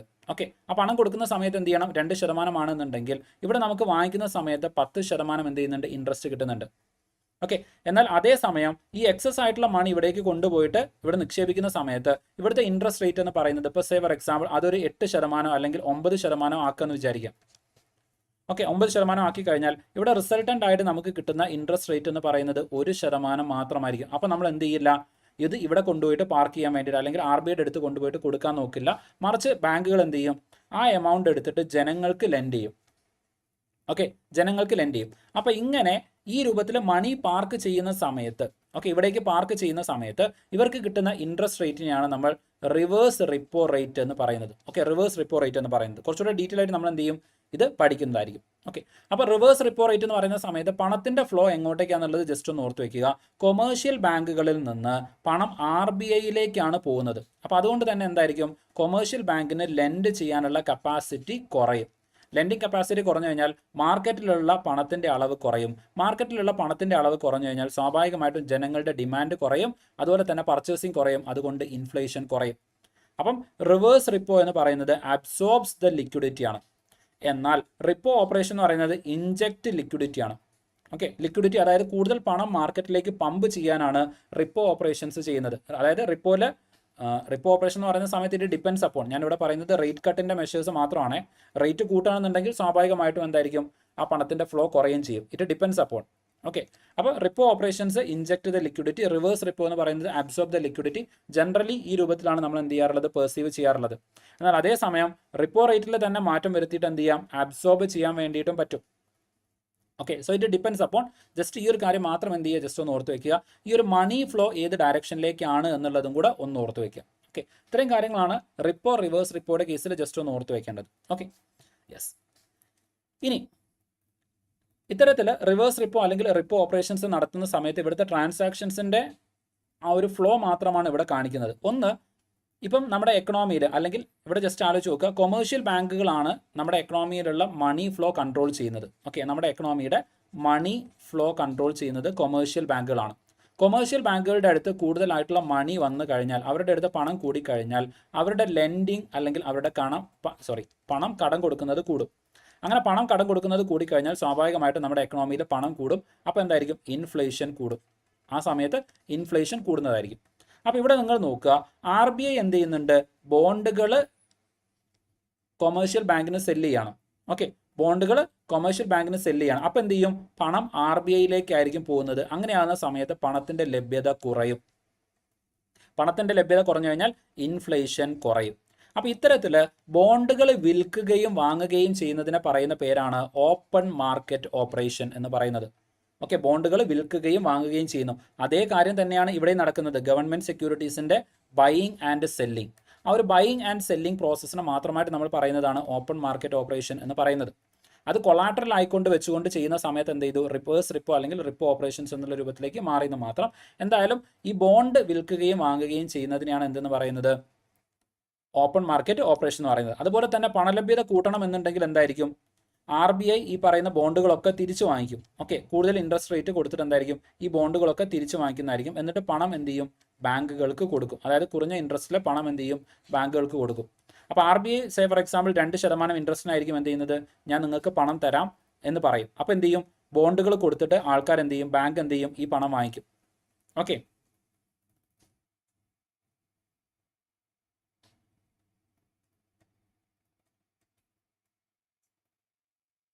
ഓക്കെ. അതായത് DYSP എക്സാമിനേഷൻ്റെ കേസിൽ മാത്രമല്ല, നമ്മുടെ കഴിഞ്ഞ സ്റ്റോർ കീപ്പർ എക്സാമിനേഷൻ്റെ കേസിലൊക്കെ ക്വസ്റ്റ്യൻസ് നല്ല സ്റ്റാൻഡേർഡ് ക്വസ്റ്റ്യൻസ് ആണ് വരുന്നത്. ഓക്കെ, അത്യാവശ്യം നല്ല സ്റ്റാൻഡേർഡിലാണ് PSC 2025. Okay, especially secretary assistant examination കഴിഞ്ഞതിന് ശേഷം വരുന്ന എല്ലാ എക്സാമിനേഷൻ്റെ ക്വസ്റ്റ്യൻസും അത്യാവശ്യം നല്ല ടഫ് ക്വസ്റ്റ്യൻസ് ആണ് വരുന്നത്. നല്ല സെറ്റ് സ്റ്റാൻഡേർഡിൽ ലൈക്ക് നന്നായിട്ട് തറവായിട്ട് കൺസെപ്റ്റ് ബേസ്ഡ് ആയിട്ടുള്ള ചോദ്യങ്ങൾ തന്നെയാണ് വന്നുകൊണ്ടിരിക്കുന്നത്. Okay, yes. അപ്പോൾ ഇവിടെ നിങ്ങൾ നോക്കുക, ഇങ്ങനെ എന്ത് ചെയ്യുന്നുണ്ട്, 2% ഞാൻ നിങ്ങൾക്ക് പണം തരാമെന്ന് RBI പറയും. അങ്ങനെ 2% പണം കിട്ടുന്ന സമയത്ത് കൊമേഴ്ഷ്യൽ ബാങ്കുകൾ എന്ത് ചെയ്യും, ബോണ്ട് കൊടുത്തിട്ട് 2% ഇൻട്രസ്റ്റിന് ഈ പറയുന്ന പണം വാങ്ങിക്കും. എന്നിട്ട് എന്ത് ചെയ്യും, ഒരു 10, 20 അല്ലെങ്കിൽ 10, 15% അവരെന്ത് ചെയ്യും, ജനങ്ങൾക്ക് കൊടുക്കും. അപ്പോൾ അവർക്ക് എന്ത് കിട്ടും, കൂടുതൽ ഇൻട്രസ്റ്റ് കിട്ടും.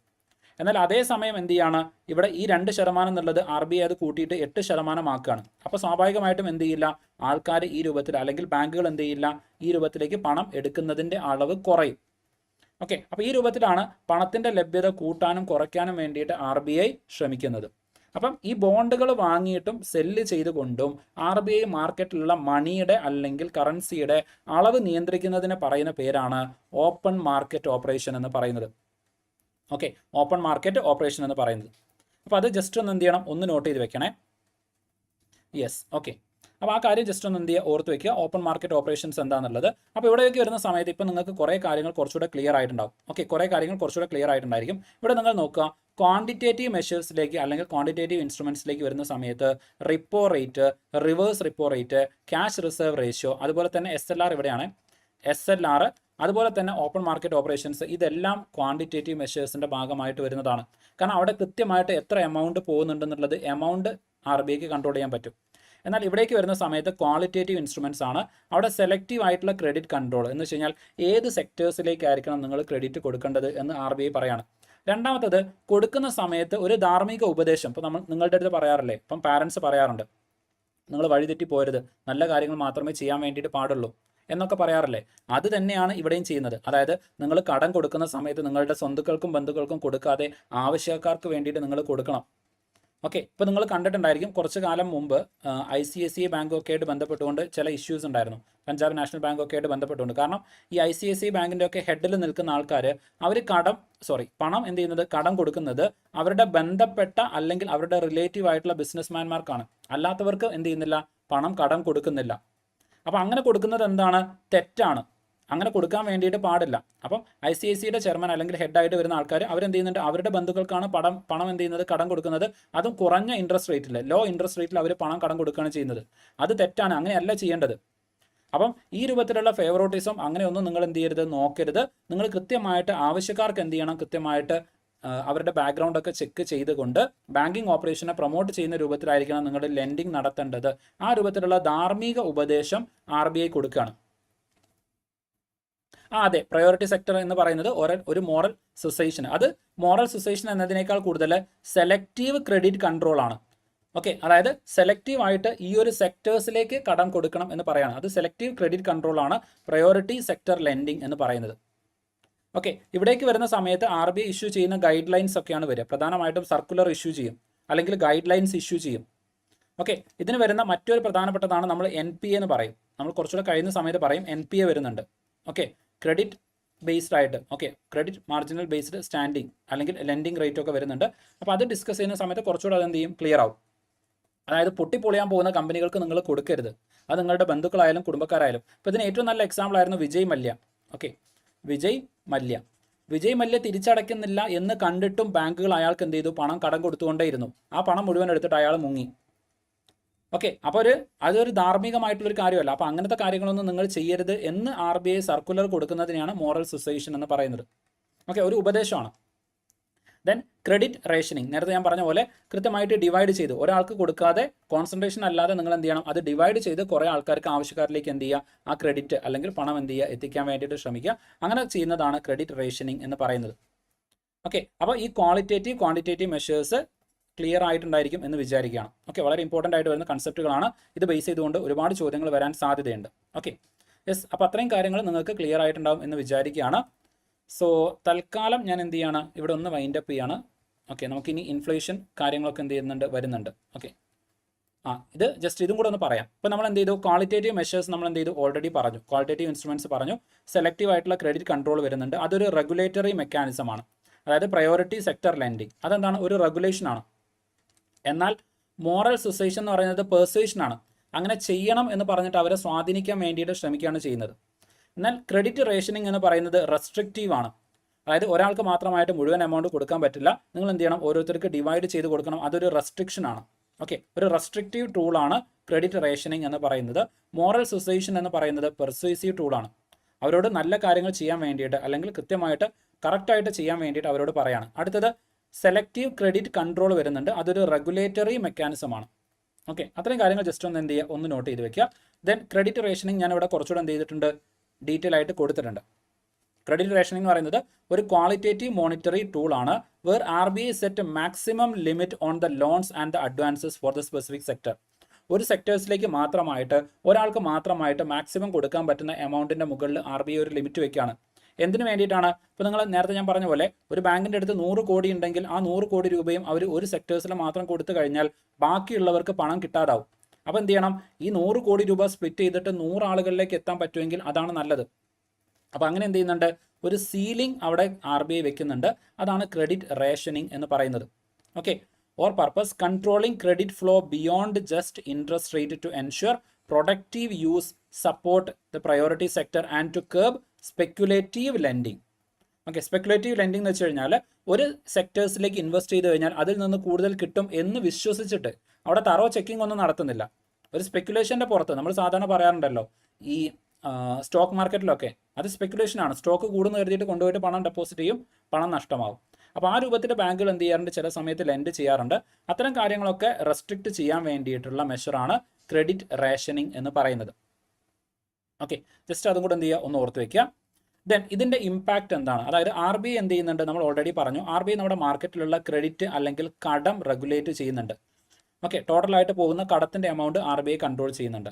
അപ്പോൾ അതിൻ്റെ ഒരു ഇമ്പാക്റ്റ് എന്താണെന്ന് ചോദിച്ചു കഴിഞ്ഞാൽ ആദ്യം ഇൻഫ്ലേഷൻ കൺട്രോളാണ്. കാരണം കൂടുതൽ എമൗണ്ട് കടമായിട്ട് പോയി കഴിഞ്ഞാൽ സ്വാഭാവികമായിട്ടും ആൾക്കാരുടെ കയ്യിൽ പണം കൂടും, ഡിമാൻഡ് കൂടും. ഡിമാൻഡ് കൂടി കഴിഞ്ഞാൽ സാധനങ്ങളുടെ വില കൂടും, അത് ഇൻഫ്ലേഷന് കാരണമാകും. ഇതിനടുത്തത് ഗ്രോത്ത് ഇൻഫ്ലേഷൻ ബാലൻസ് കൊണ്ടുവരാൻ വേണ്ടിയിട്ട്, അതായത് വളർച്ചയുടെയും ഇൻഫ്ലേഷൻ്റെയും ഒരു ബാലൻസ്. കാരണം ഇവിടെ ഒരു കാര്യം നിങ്ങൾ മനസ്സിലാക്കണം, ഇൻഫ്ലേഷൻ അല്ലെങ്കിൽ പണപ്പെരുപ്പം എന്ന് പറയുന്നത് കംപ്ലീറ്റ്ലി നെഗറ്റീവ് ആയൊരു കൺസെപ്റ്റ് അല്ല. ഒരു 2 to 4% ഇൻഫ്ലേഷന് നമ്മൾ ഐഡിയൽ ഇൻഫ്ലേഷൻ എന്ന് പറയും. ഓക്കെ, ഐഡിയൽ ഇൻഫ്ലേഷൻ എന്ന് പറയും. എന്ന് വെച്ചാൽ ഒരു എക്കണോമിയിൽ ചെറിയ രൂപത്തിലുള്ള ഇൻഫ്ലേഷൻ ഉണ്ടായിരിക്കണം, പണപ്പെരുപ്പം ഉണ്ടായിരിക്കണം. എന്നാൽ മാത്രമേ അവിടെ ഗ്രോത്ത് ഉണ്ടാവുകയുള്ളൂ. അത് എക്കണോമിക്സിൻ്റെ ഒരു തിയറിയാണ്, ഡീറ്റെയിൽ ആയിട്ട് ഞാൻ പറയുന്നില്ല. ഓക്കെ, അത് എക്സ്പോർട്ട് ഇമ്പോർട്ടൊക്കെ വെച്ച് പറഞ്ഞു കഴിഞ്ഞാൽ അത് കുറച്ചുകൂടെ ക്ലിയർ ആവുള്ളൂ. അതുകൊണ്ട് ഞാൻ എന്ത് ചെയ്യുന്നില്ല, ആ ഏരിയ ടച്ച് ചെയ്യുന്നില്ല. ഒറ്റ കാര്യം മാത്രം മനസ്സിലാക്കുക, ചെറിയ രൂപത്തിലുള്ള ഒരു ഇൻഫ്ലേഷൻ ഒരു എക്കണോമിക്ക് എപ്പോഴും നല്ലതാണ്. അപ്പോൾ ഈ ഇൻഫ്ലേഷൻ എന്ന് പറയുന്നത് ഈ ഒരു മാർജിനിൽ നിലനിർത്താൻ വേണ്ടിയിട്ട് RBI ശ്രമിച്ചുകൊണ്ടേയിരിക്കും. അപ്പോഴേ നമുക്ക് എന്തുണ്ടാവുള്ളൂ, വളർച്ച ഉണ്ടാവുള്ളൂ. ഒരു മാർജിനൽ ഇൻഫ്ലേഷൻ ഉണ്ടായിരിക്കണം. ഓക്കെ, ഇതിനടുത്തത് liquidity regulation. Okay, liquidity regulation എന്തിനു വേണ്ടിയിട്ടാണ്? ഇൻഫ്ലേഷൻ കൺട്രോളിന് വേണ്ടിയിട്ട് തന്നെയാണ്. നമ്മുടെ എക്കണോമിയിൽ എത്ര കറൻസി ഉണ്ട്, ആ കറൻസിയുടെ അവൈലബിലിറ്റി അത് കൃത്യമായിട്ട് മോണിറ്റർ ചെയ്യാനും ലിമിറ്റ് ചെയ്യാനും വേണ്ടിയിട്ട് RBI ശ്രമിക്കും. അതിനെയാണ് ലിക്വിഡിറ്റി റെഗുലേഷൻ എന്ന് പറയുന്നത്. അതിൻ്റെ ഭാഗമായിട്ട് നമ്മുടെ സാമ്പത്തിക സുസ്ഥിരത ഉറപ്പുവരുത്താൻ RBIക്ക് സാധിക്കും. ഓക്കെ, അപ്പോൾ ഇത്രയും കാര്യങ്ങളാണ് ഒരു കൺട്രോളർ ഓഫ് ദ ക്രെഡിറ്റ് എന്നുള്ള രൂപത്തിലേക്ക് RBI ചെയ്യുന്നത്. പ്രധാനമായിട്ടും അതിൻ്റെ ഇമ്പാക്റ്റ് ഇവിടെ കൊടുത്തിട്ടുണ്ട്. ജസ്റ്റ് ആ കാര്യം എന്ത് ചെയ്യുക, ഒന്ന് റീഡ് ചെയ്യാം. ഓക്കെ, യെസ്, ഇനി നമുക്ക് അടുത്തത് പഠിക്കാനുള്ളത് ഡിഫറെൻറ്റ് ടൈപ്സ് ഓഫ് ഇൻഫ്ലേഷൻ ആണ്. അവിടെ RBIയുടെ ഓരോന്നിൻ്റെയും റോൾ എന്താണെന്നുള്ളത് നമുക്ക് മനസ്സിലാക്കാൻ വേണ്ടിയിട്ട് അത് ഹെൽപ്പ് ചെയ്യും. ഓക്കെ, ഞാൻ ഇതുവരെ പറഞ്ഞ കാര്യങ്ങൾ ക്ലിയർ ആണോ?